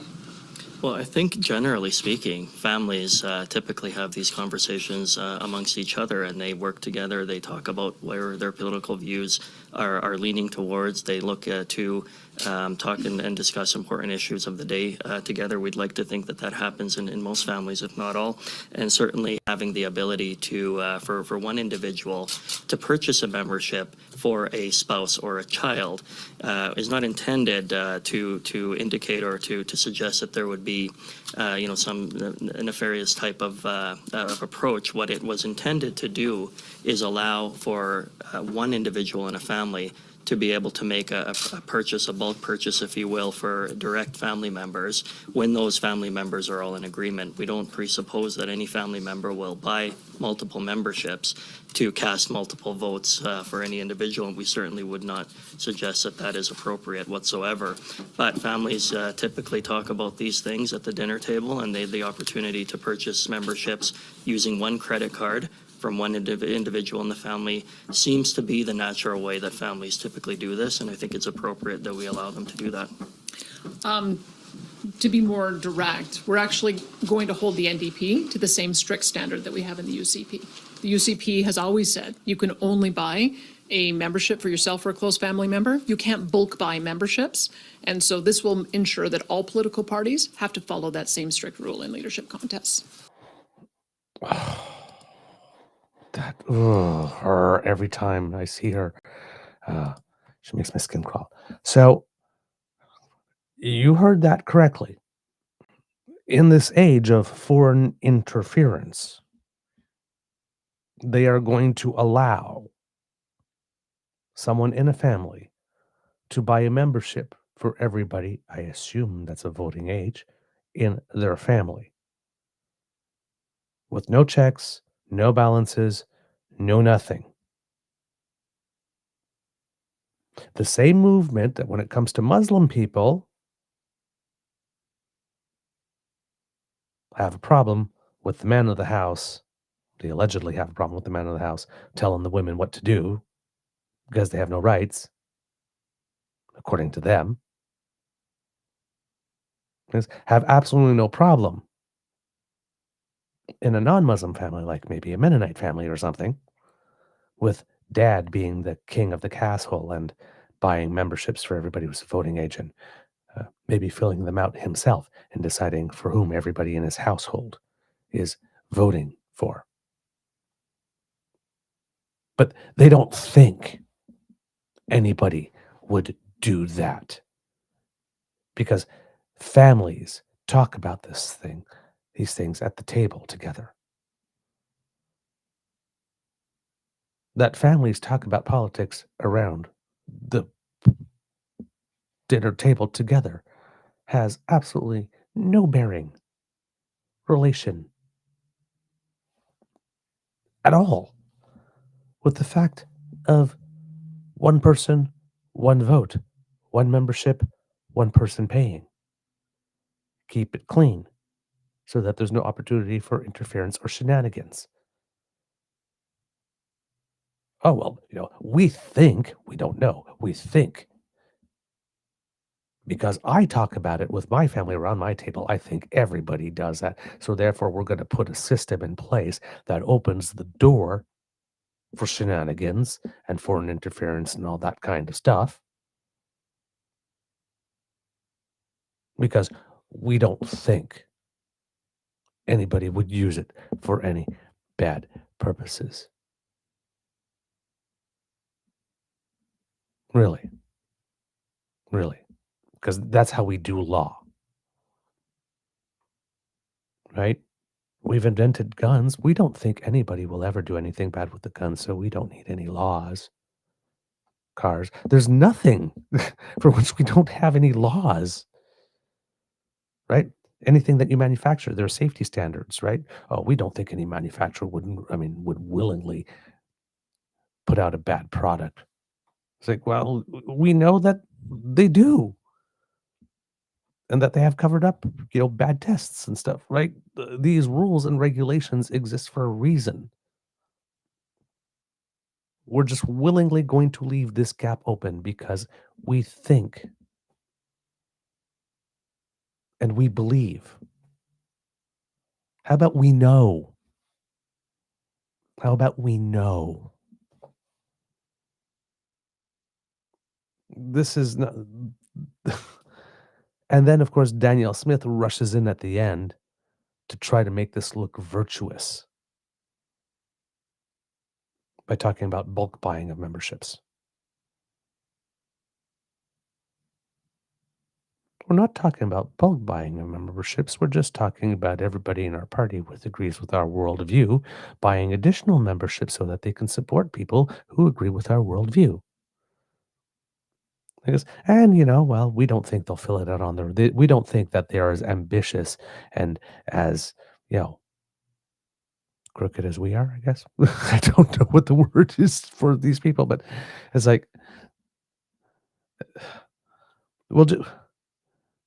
it doesn't matter if they do it, one or two people do it in bulk, or for everybody that believes the same thing you do, you give them a pass to have one person 3 votes or one person 4 votes rather than one person 1 vote, and knowing or feeling rather safe that those votes will all go for you.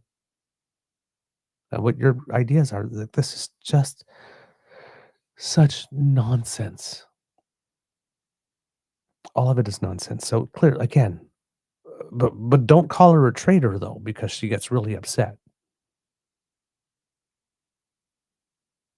Right? Don't call her a traitor though. This is just not healthy. Okay. So, Danielle Smith.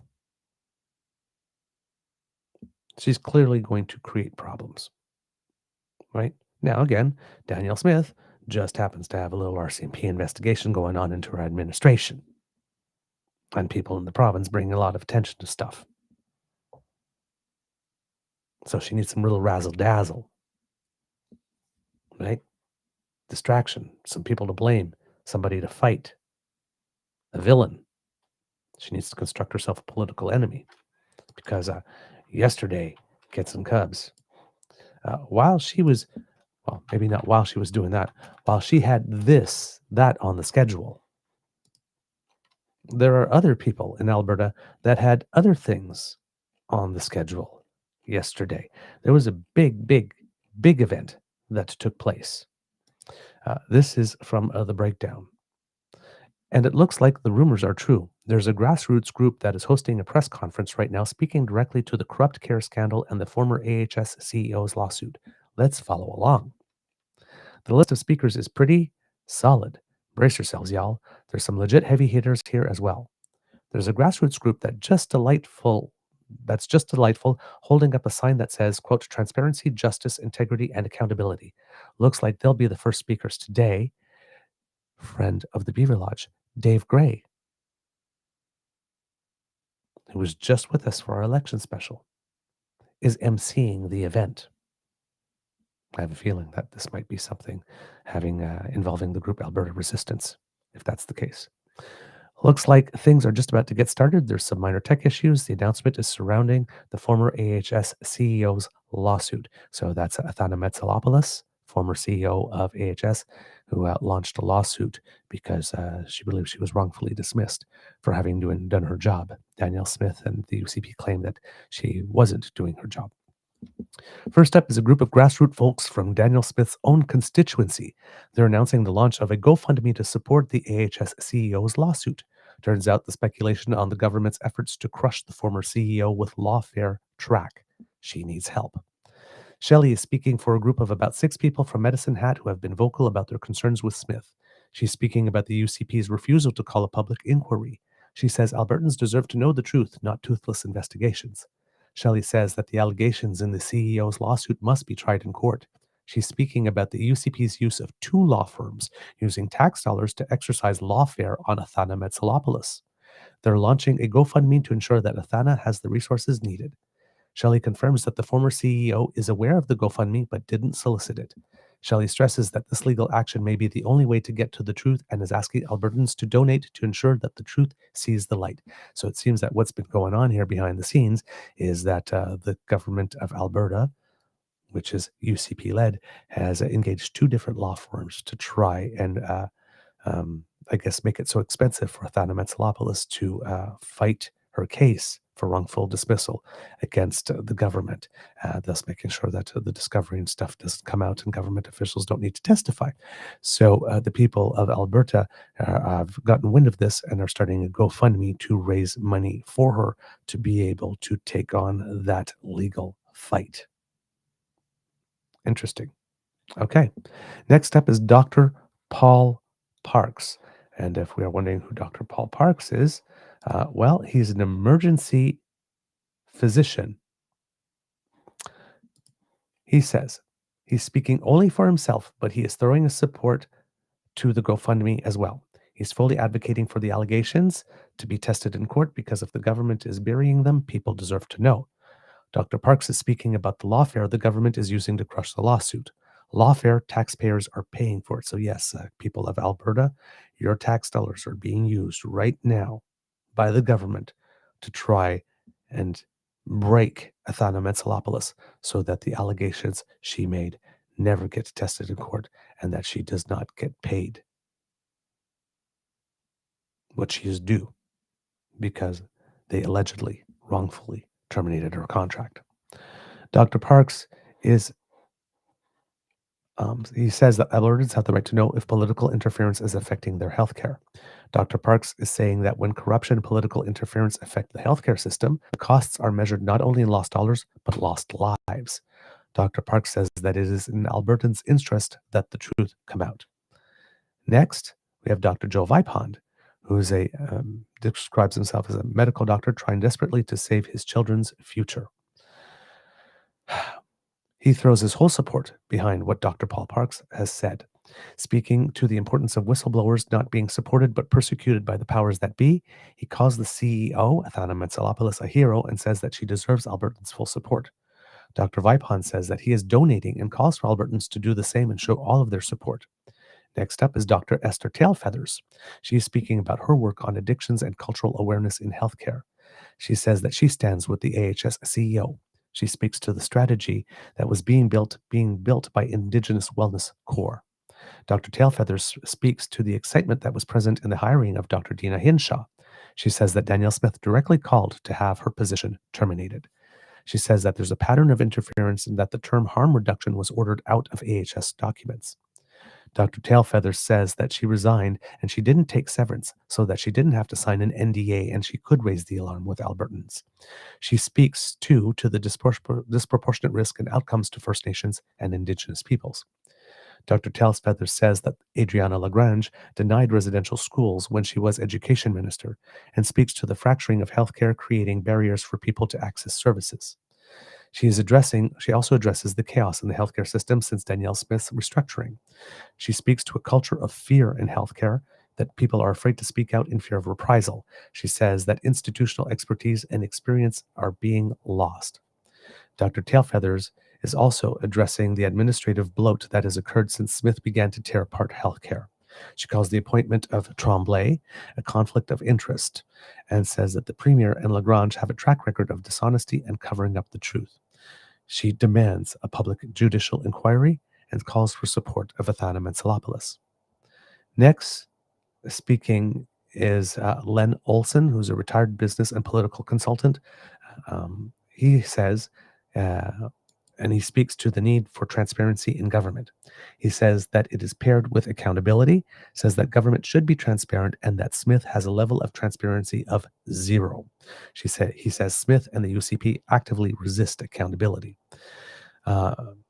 Len states that as a businessman, transparency is a critical part of any sort of economic sustainability, and says that the UCP have actively degraded the quality of healthcare in Alberta, but it's hard to say because there's no transparency. He says that Athana Mentzelopoulos was pursuing transparency and accountability, and says that she was not fired for doing her job wrong, but for pointing out things that were being done wrong. He also calls for support for her. He speaks to the importance of supporting her through the GoFundMe and calls for Albertans to support Athana in the interest of the province. And then Nate Smith from The Breakdown says, "Holy hell." Next up is former Progressive Conservative Deputy Premier of Alberta, Thomas Lukasik. He says that he doesn't normally take a position and he's not attempting to prejudice any outcome, but he says this process is a problem. Lukasik says that he took an oath of office and that he still takes that oath to heart. He calls the situation unprecedented and calls the bludgeon of the Justice Ministry and multiple law firms is being brought down on good faith employees. Lukasik speaks to the barriers that the government put in place with witnesses testifying with the Auditor General have to go through government lawyers first. He says the Auditor General isn't a government employee and that they are supposed to be able to summon anyone to testify. Lukasik says that the government pushing testimony through government lawyers is a violation of the independence of the Auditor General and the process, and says that it's a tremendous cause for concern for Albertans that this action sends a chill to anyone considering testifying. Lukasik also says that the CEO's case is a test case for Alberta and calls for all Albertans to defend the processes because anything less will normalize wrongdoing. Then there is a statement from John Roggeveen, who is a lawyer and a leader of the Alberta Liberal Party. And he submitted a statement that was read. He speaks as a lawyer to the taxpayers' dollars being burned by the government to delay justice and says that the government wants to squash the case in order to prevent the truth from coming to light. Quote, "Albertans need transparency desperately. Albertans need the truth." He says that the government doesn't want Alberta to know the truth and calls for the support of the GoFundMe. And for people who are interested in the GoFundMe itself and want to know a little bit about it, there is a website that goes along with the actions of yesterday, and it's www.saveathana.com. So save, S-A-V-E, Athana, A-T-H-A-N-A, all together as one word, .com. The GoFundMe has a goal of $100,000, and right now I'm looking at it. It has raised $25,813 so far, so 26% of the way to the goal. And I am going to include it here in the chat for the kits and cubs who happen to be watching live. Oh, nope, I'm going to have to do it, unfortunately, with a tiny URL here because it happens to be just a little too long. So I will get that out to you in the chat in a moment, kits and cubs. But yes, this is the type of thing these are the types of things that we need to support. Remember when Nate himself was being pursued, Dave Wallace was being pursued, when Crier Media was being pursued. Warfare is a real thing, and weaponizing the legal system to, keep people from telling the truth or keep people from advocating for their rights is an actual real thing. It's a go-to strategy. It is rather effective. It can work a lot. In often cases, it does work a lot, especially with the groups that are smaller or against individuals who definitely do not have the means to fight all of that on their own. And that's why we band together. We take the idea that there are more of us than there are of them, and we try to band our resources together to fight these types of things. But in this particular case, we have somebody who had spotted something going awry and was trying to bring light to it. And it seems that there's a lot of people that have a lot of interests in trying to stop her from not only going to get what is rightfully hers in terms of her salary and her compensation, but in terms of making sure that the system is not corrupt. So we have to pay attention to that.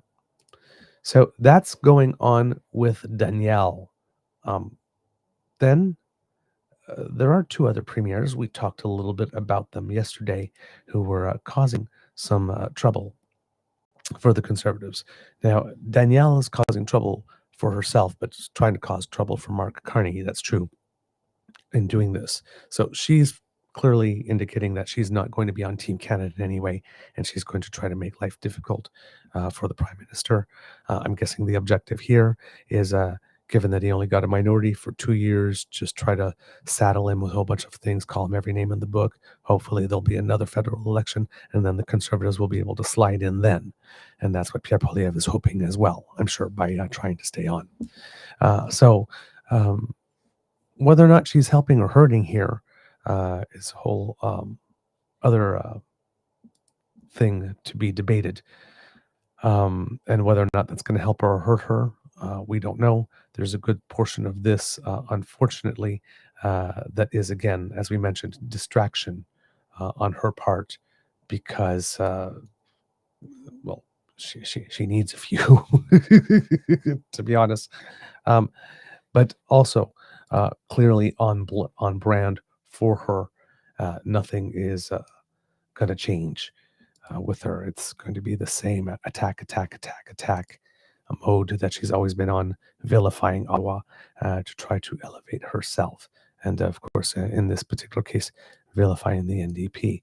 So, this from Theo Moudakis, I thought was a rather clever one yesterday. I'll try to blow it up here for you, kits and cubs. But it's an editorial cartoon from Theo Moudakis. And it has Mark Carney saying, "My first priority is to remove any obstacle to national unity." And you see Danielle Smith reading a letter. "Dear Premier Smith, congratulations. You have been appointed to the Senate." Mark Carney.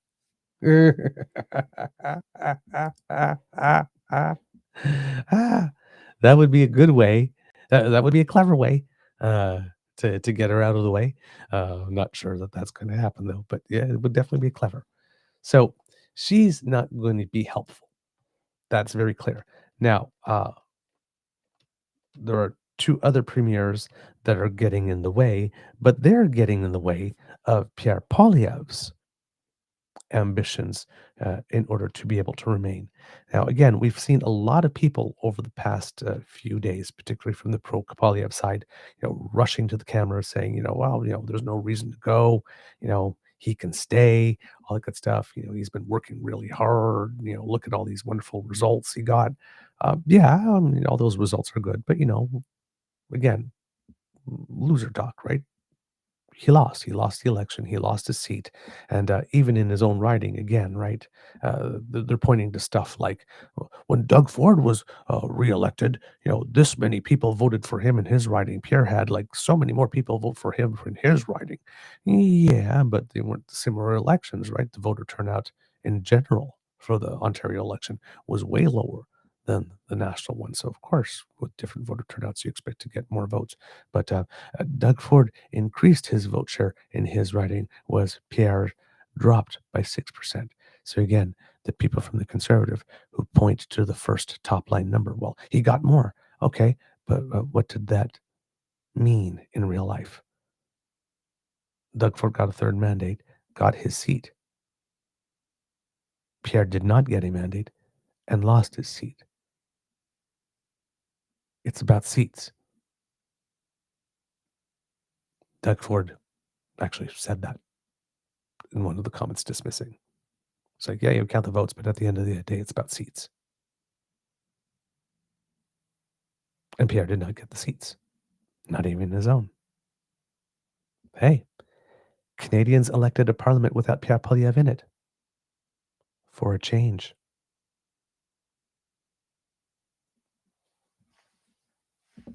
I know, I'm petty. So we have Tim Houston, of course, making some comments and confirming that the stories in the Globe are true, that there wasn't very much communication, and that Jenny Byrne did try to use some strong arm tactics. And we have Doug Ford as well, pretty much dismissing out of hand the counterattacks that are coming from the Conservatives. And right, just again, not planning to be helpful in any way, shape, or form. And I think I have a clip of that for you here, kids and cubs. But I will need to cue that up for you here. So while I do that, I'll just keep moving with the story, and the clip might come a little later here. So there are, how would I put it? You've got Pierre that wants to hold on, and as we're talking about, this is going to be on his part, guaranteed a fingernails in the floorboard type of thing, right? To get him to go. He really, really, really does want to stay. Absolutely. He is convinced that, he just needs a little more time, and this time he will. It's almost like somebody with a gambling debt. I just need a little more time. I'll get it done. Promise. I'm working on a couple of things, and it'll work out. You'll see. Um, but he's basically saying, it's like, oh, I got so close. And listen, they're saying we made historic gains. You didn't make historic gains. The party did not make historic gains. Harper got a majority once. That was the historic gains. Whatever gains you made in Ontario this time around are not historic. I believe it was Andrew Scheer that was trying to peddle that one yesterday. So yeah, that's not going to fly very well. But within the party, there might not be as much appetite to see him go, despite how ornery he is and unpleasant he is, and the Iron Fist. This is a party that has had a certain number of leadership changes in a row, and they probably think, they're using that concern again, like, well, we could have an election at any time, so we have to keep the current leader. The Bloc has pretty much said that, if the Conservatives want to do it, they have about 1.5 year runway, right? So that's type of thing is BS too, in terms of an excuse on their part for not doing it or not taking the plunge. But you're going to, how would I put it? The longer it takes for things in the Conservative Party to organize itself, the longer the accumulated ooze from the resentment and the hurt feelings and all of that will continue to bubble over, right? We saw it the other day with Jamil Javani, right? That was an outburst. That was a total loss of mastery of self in there. That was a someone scorned, having their moment. All the resentment that had accumulated, trying to get a little bit of revenge in a way by making that settle a score. And the new people that the Conservatives have elected, like the Aaron Guns, and stuff, they're not into tempering the message for the next go round. I'm not sure that if Pierre stays, right, that he has learned the lessons from this election, that he was the drag. It's more like, I got so close. Just give me a little more time, and I just got to work a little harder at the things I was doing, and I will be able to wear them down eventually. And you know what? Maybe he is right. Maybe he's right. But analysts and whatnot that I've been hearing talking about, and basically what we've seen from 20 years of him, is he doesn't seem to be the type of person that takes in information coming from other people that he might be on the wrong path. So the lessons he is taking from this election are probably not the same lessons that the rest of us see. Right? He sees having gotten closer to the goal, and therefore he is the guy. He's gotten closer than the other two have. Just give me one more shot. The rest of us look at it and say, dude, you were clearly the drag on your party. The party was trying to hide you at the end. You're not the guy. So the more time it takes to settle through these things, the more this resentment will build. And like I said, there's, Tim Houston, it doesn't look like he's willing to get in it and get as elbows up, for lack of a better word, as Doug Ford and Corey Tenayk and all of them are. And of course, as we mentioned, there are other sources who might be interested in the job. Jason Kenney looks like he might have an eye out for it, and maybe someone within the whole Mulroney clan might be wanting to look at it. So there's definitely a lot of sources of competition coming. It's not going to be as easy for Pierre as he would like to, unless all of caucus really is just determined that they do not want to have a leadership thing at this moment. It's just too much. They're just going to stick with the guy they brought. But I do not expect that to come with a change in tone, or anger politics, or resentment politics, victim politics that they keep on playing. So here is the quick little clips I was mentioning to you, kits and cubs, about Doug Ford and Tim Houston yesterday, showing that as much as Pierre would like these things to quietly, we're still willing to keep talking about them in the press long enough and often enough for it to be a recurring inconvenience for him. Thanks. All right, this is CBC's JP Tasker. Well, as Conservative leader Pierre Poilièvre tries to shore up federal support, he's facing some criticism provincially. Nova Scotia Premier Tim Houston was asked today why he didn't campaign alongside Poilièvre, and Houston confirmed there was a tense call, or at least text, with Poilièvre's campaign manager, Jenny Byrne, who reportedly threatened Houston's political team. Hey, if you're a renter in Canada... Of course, they would do that right before showing the clip. Even though I've only been playing it for a couple of seconds there. So apologies for that, kits and cubs. That is, I'm going to have to solve that soon enough there. Probably get myself a paid YouTube membership in that case, so that I can show you these without commercials coming on the way and interfering. That's one of the advantages that Mr. Grizzly has over me on this. All right, kids and cubs, here we go again with Mr. Houston, the Premier of Nova Scotia. With him, I don't have a relationship with him.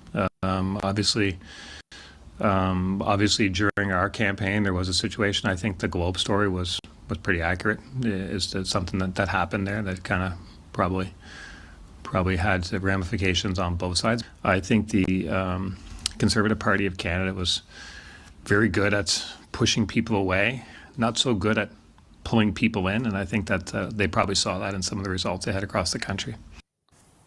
Well, Ontario Premier Doug Ford was out again today, and he also lobbed some criticism at Poilièvre's campaign today when Ford was asked why he didn't back Poilièvre. I shouldn't interfere in the federal election. Last time I checked, Pierre Poilièvre never came out in our election. Matter of fact, him or one of his lieutenants told every one of his members, "Don't you dare go out and help the PCs." Isn't that ironic? But anyways, I'm not going to dig deep into this. The people spoke, and I have no say in who people vote for. But I'll tell you one thing. We have a government, democratically elected. I will hold them accountable.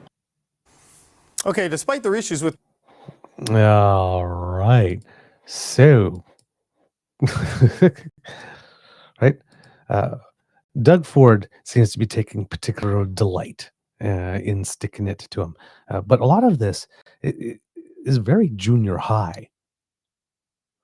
He didn't call me after I won. Right? So he told Johnny told Jenna not to come to my birthday party. So now she's not invited to my... It's just like again, all of it seems so junior high. It really is. But on the other part, right, politics is about people and relationships. And you literally, as Tim Houston said, had a party that kept on saying, that was very good at pushing people away rather than bringing people in. Right. And in this case, well, it looks like Jamil Javani is going to insist on being the gift who keeps on giving, because Jamil Javani, it seemed, got wind of this comment and did not like it when he made some point in some interview somewhere saying, they say we pulled people together, we brought in these greatest numbers and all these other people, the union people and students, we're bringing people together. Yes, you are attracting some people that weren't there before, but you're doing it at the cost of pushing people away. Éric Girard, Mike DeYoung, Sabrina Mado. You're pushing people away. David Johnston, Mark Carney. Oh, well, they were conservatives once, but they got a little bit of liberal on them, so they're not real. Doug Ford's not they've got, well, there, just Wyatt Sharp. We have a lot of respect for this young man. Says losing an election and then making excuses, blaming others, or saying some party members, quote, aren't conservative enough is exactly how you lose the next one too. And this is what I'm saying here when I'm saying Jamil Javani is seems that he wants to be the gift who keeps on giving. He just can't seem to let this go. Like I said, this for him is personal. Image of Doug Ford as Hulk Hogan ripping off the first t-shirt that says Ontario PC and has a Liberal t-shirt underneath it. Doug Ford, a Liberal, says Jamil Javani. So that interview meltdown that he had wasn't a one-off. He's elected now, and he's going to settle scores. This is a war. Drip, drip, drip, drip, drip. The more time this is given to fester and brew, the more it's going to bubble over. If Jamil Giovanni is doing this, there's no truce coming between the Ontario PCs, the Nova Scotia PCs, and the federal Conservatives. There's no truce coming there. And also, in Quebec, François Legault went on the record the other day saying that, he's had time to meet and chat with, in all the times that so far that he's met and chatted and had time to interact with Mark Carney, he feels good about it. So you've got the leader of conservative movements, and remember, the CAQ, as Chantal Hébert reminded us on At Issue the other night, is an ideologically right-wing party, right? Because we have this vision of Quebec of being like this very left-wing province, and it very much is in many cases and in many ways. But the CAQ is definitely a right-wing government. So you have Ontario, biggest province, Quebec, second biggest province, Nova Scotia, biggest province in Atlantic Canada, where the Conservatives weren't doing well. They all have ideologically conservative governments, and Pierre Poilièvre, for all three of them, didn't reach out, didn't congratulate, tried to make no relations. Imagine if all those premiers put their machines, get out the vote machines, whatnot, at the disposal of the Conservatives in this past election. Poilièvre would have won. Poilièvre probably would have won. But he didn't need them because they weren't conservative enough. Not pure enough.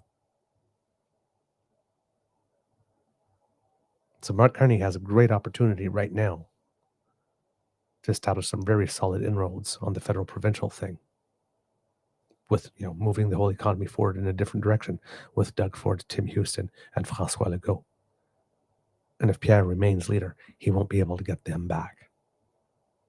He'll have Danielle Smith, maybe.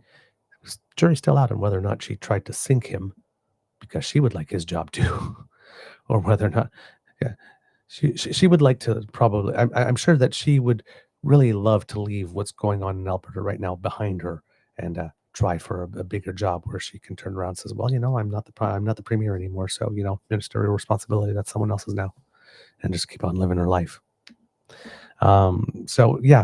Unclear about whether or not she's trying to get rid of him by elevating him so much, or whether or not she really actually does believe that they are two peas in a pod and trying to tie herself to him. Time will tell on that one. So Doug Ford, not going to be helpful. Jamil Giovanni, clearly not going to be helpful. Going the other way around. Pierre definitely wanting to stay. Got Mr. D'Entremont, who is the only Conservative elected in the province of Nova Scotia, saying that Pierre deserves to stay and whatnot, but he doesn't see any need for any of the newly elected MPs to step down to clear a seat for him. And he does see himself as more of a Tim Houston type progressive Conservative. So there is a bit of a progressive Conservative faction that's not willing to do a full-throated denunciation, but is willing to level a couple of bits of constructive criticism in public already. The fact that Chris D'Entremont was on Power in Politics yesterday was quite a switch, because no CPC MPs were allowed on the show for a long time. And all of a sudden, there's an election they lose, and whoop. Oh, guess which party needs the CBC again that it wanted to defund? It's the Canadian version of they don't have anything we need.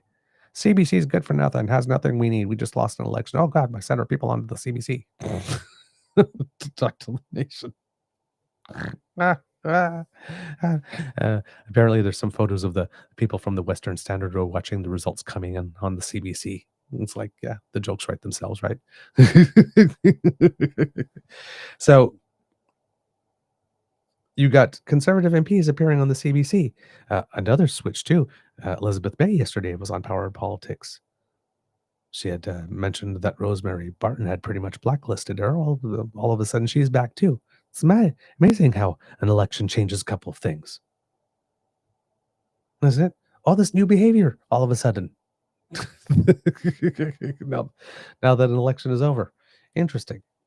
But yeah, so there are some people willing already within the party to not give full-throated endorsements. There's someone within the party making sure that the war with the Ontario progressive conservatives remains, story has legs and keeps running by doing stuff like that, posting these types of memes, right? And there's going to be a whole bunch of journalists, I'm sure, that, if Bob Fife and Andrew Coyne have something to say out in public with regard to Pierre Poilièvre staying on, that it probably will not be positive to the idea. So, like I said, Pierre is not going to go. He's not going to go easily. He's not going to go quickly. But if he is going to go, it's going to be long and drawn out. Again, fingernails in the floorboards, lots of mess, lots of crying, lots of settling of scores, retribution, and it's all going to happen out in public. It's all going to happen out in public. It's not going to be great. And we have Dave Wallace here, who was on our election return show at the end, near the end, saying somebody posted calling a by-election for a leader is something that only happens for leaders who were not MPs and just elected party leader. Never before has a leader sought a by-election after the voters rejected them and tossed them from their own seat. Right? Somebody said that. Some people tried to correct that. It's happened numerous times in Canadian politics. Christy Clark, Don Getty, Clyde Wells, and former Liberal PM Mackenzie King are examples of Canadian political party leaders who lost their seat on election night only to win in a subsequent by-election. So there you go. Fact check on that one. But to all of this, Dave Wallace said, he'll be gone by then anyway. He's talking about Pierre Poilièvre. Spoke to a member of Pierre's team this morning, someone I did a few fixes for in the past. They are already starting to push to remove Pierre Poilièvre. Its next man is up, and it won't be Pierre. So, said the party might also be attempting to give Pierre the chance to come to the realization on his own and step down gracefully. Not that there's much in his life that he has done gracefully. When he has the realization that it just cannot be him.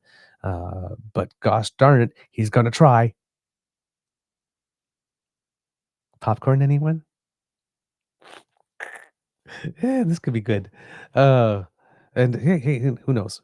Maybe he will see the light very quickly after a week or two, that behind the scenes, even though everybody on TV is still saying, oh, yes, he achieved some gains from us. If that will depend on the party. We have to meet and talk and stuff like that. But yes, there's a path for him to stay. But in back of lines, like, just go. It's not going to happen for you. So we'll see. We'll see what happens. But there's definitely no lack of intrigue at the moment. I will tell you that, good friends. All right. Let's see where we are time-wise, kids and cubs here. Oh boy, already to something. I had so much news for you, but we were so chatty at the beginning. It was fun, though. It was fun chat. So you know what? I am going to save the other stuff for other days because, we're just going to save some stuff for other days. I'll be able to blend it into other episodes at other time here. There was if you haven't watched Power and Politics yesterday, there is a good panel discussion about the CPC's future and all that type of stuff, and the NDP's future as well. It's very good. We'll try to bring in snippets from it. There's an interview with Elizabeth May as well, and as we mentioned yesterday, Jonathan Pedno, the co-leader, stepped down from there. So we'll try to, in subsequent episodes, try to bring you some of the stuff a little more grouped per party, and sort of give you the story of the parties over the past couple of days as the fallout happens. We started a little bit, give you a little some little ideas yesterday in terms of strategy, and where are the limitations, where are the opportunities. But we're going to see actually look at some developments going party per party, at least for the Greens, the NDP, and a little bit, and the Conservatives as well, over the next coming days. And of course, keep following the Prime Minister, who we expect not to hear too much from over the next couple of days, as they're reading all the briefing books and trying to determine what cabinet would be, and maybe make arrangements to send the Sherpas out for some pre-meetings before any face-to-face meeting between the Prime Minister and the President of the United States. So there will be lots of activity, but it might be like a duck on water, the legs under the water, moving furiously, but not much happening seemingly on the surface of the water for the rest of this week and maybe beginning of next week. But we'll see there. There was also something yesterday that we haven't touched on. Doug Ford made one heck of a rant with regard to things having to do with the law. Probably his distraction from what's going on. It was kind of ironic to see Doug Ford yelling about jail not bail and all that kind of stuff. And again, because there's a RCMP investigation into his administration as well. So, if you want to stop repeat criminals, you might want to look a bit in your own administration too, as opposed to talking about people. And again, in this debate, right, they keep on conflating petty crime with violent crime. These people are, commit 30, 40 crimes, they keep on getting released. Yes, because they're petty crimes. And then he says, somebody like breaks down their door with a gun and tries to, well, that person probably would not be released the next day or hours after, right? So there seems to be no nuance or distinction made between the various level of crimes, right? Petty crime and, felony crimes and that type of stuff, violent crime and, crimes of despair. So it just all goes into like one big jumble, and what Doug Ford had to say had some shades of Orban. I guess it seems that there seems to be a prevailing attitude within the conservative movement, and Doug Ford seems to be banging the drum on this one, that when a judge does not decide your way, or the way that you would like it, that there's something wrong with the judge, as opposed to something wrong with your law or your argument or your process. And that is a very, very, very, very, very dangerous bit of rhetoric to be putting out into the public sphere. So we will get to that over the next while as well, kits and cubs. But yes, we wanted to bring you the information with regard to the letters from the Treaty 8 group and oh God, I can't remember the name of the nation. Oh God, something Lake Cree Nation. Oh my God, I feel so terrible. So I'm so sorry for having forgotten the name of the nation. That's just terrible on my part. Sturgeon Lake Cree Nation. So my apologies for that. But yes, those two nations, giving us some real politic here. This, you can flap your wings and move a lot of air and create a big spectacle. But there are some things that are true, have always been true, and will always be true. And we're here to remind you of that. And so, yeah, there we go, kids and cubs. I think we have a show. Kids and cubs, that's the end of this episode of the Daily Beaver Morning Show. We hope that you love listening to us because we love making this for you. Remember, sharing is caring and word of mouth is priceless. So please tell your peeps and poops all about us. We love it when you do. Now, if you would like to support us, well, we've got ways for you to do that. Now, let's say you're a kit or a cub that's on the go. You're very busy, lots of things to do, saving the world, and, making the perfect sandwiches for lunch as well, so that, the kids who are brown bagging it have some yummy stuff to eat that's good for them. Well, don't worry. We are portable. Sometimes you just need to have us in your ears while you're on the go, or, on your car stereo while you're driving somewhere. Well, we make that very convenient. And thanks to the Ray Girl, who sponsors our pod page, well, we are able to make that even more convenient. If you just scan that QR code right there, or if you go to podpage.com/the truenortheagerbeaver with a hyphen between each one of those words, well, when you click our subscribe button, anytime that we have a new audio cast for you, boom, right into your audio cast player. And you don't even have to go looking for us. We come directly to you because we like to help. Now, kids and cubs, if you would like to be of assistance to us in yet another way, well, Kid Elaine has some news for you. We have a YouTube page now. The members of the Dam Fam who are watching live know that. Thank you to whoever scanned the QR code.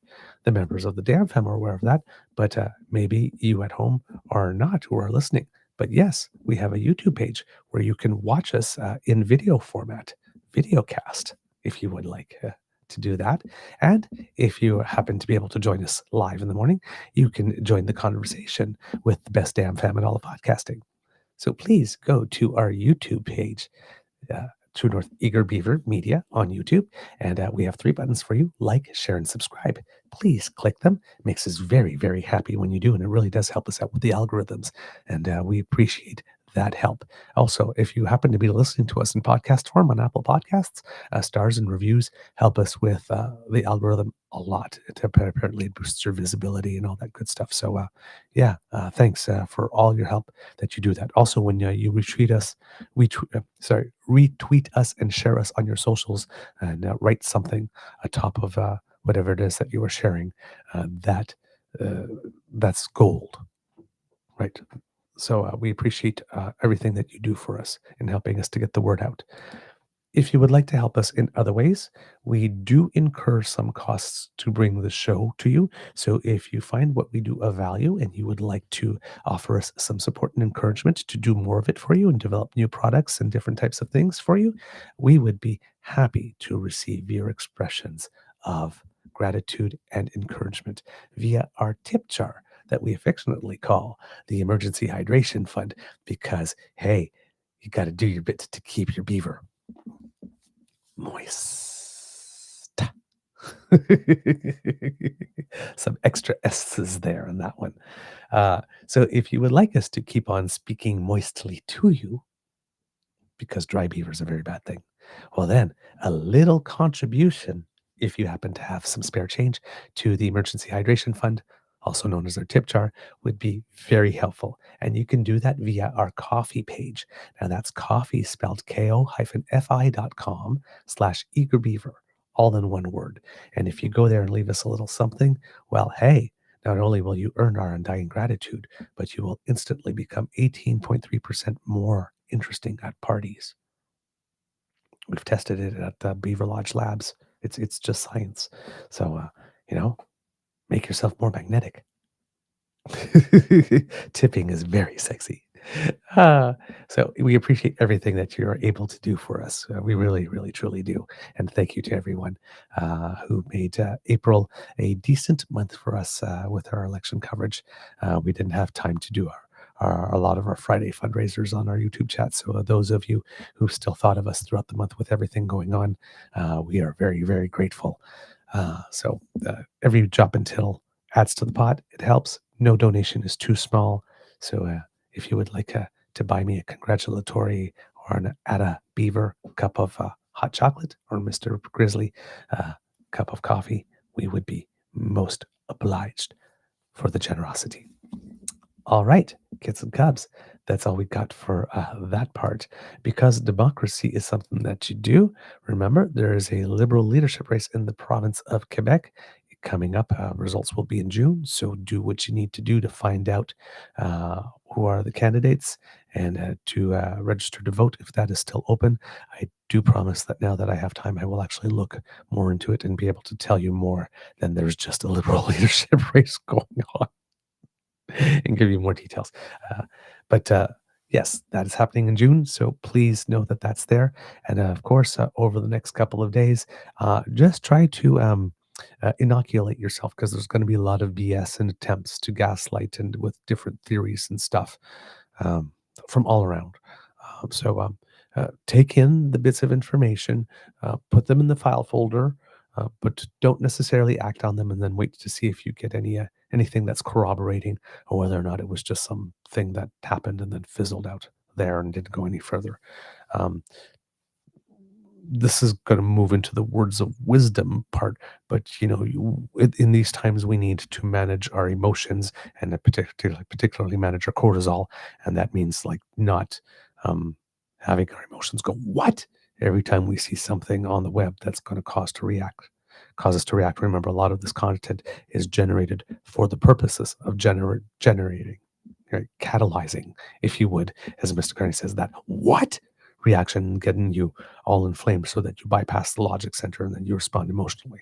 So stuff like Donald Trump saying, yeah, we're going to meet next week, stuff like people saying, oh, well, now I'm leaving Canada, stuff like that's all frothiness meant to keep you in that sphere of anger and reaction. So whenever you see something out there, say, what? I can't believe that. Maybe don't believe it at first. So just, again, manage the cortisol. There's a lot of stuff going on, a lot of BS, a lot of gaslighting operations at the moment. But in time, truth will reveal itself, and with the actual facts and the course of action ahead, the path to be taken forward will reveal itself, and we'll see where people are stepping. Right now, it's just a big pile of mush, and anything can be interpreted anyway. It's going to take a couple of days to sort some stuff out and to try to get some clear indicators of where it is that we are going. So don't run with the first thing over the next few days. You might save yourself a lot of stress. Okay? Kids and cubs, it could be a tough world out there, so please be kind to and gentle with yourself. And now, kids and cubs, say it with me. Mr. Beaver, please cue the cock. All right. You are listening to a True North Eager Beaver Media Incorporated podcast.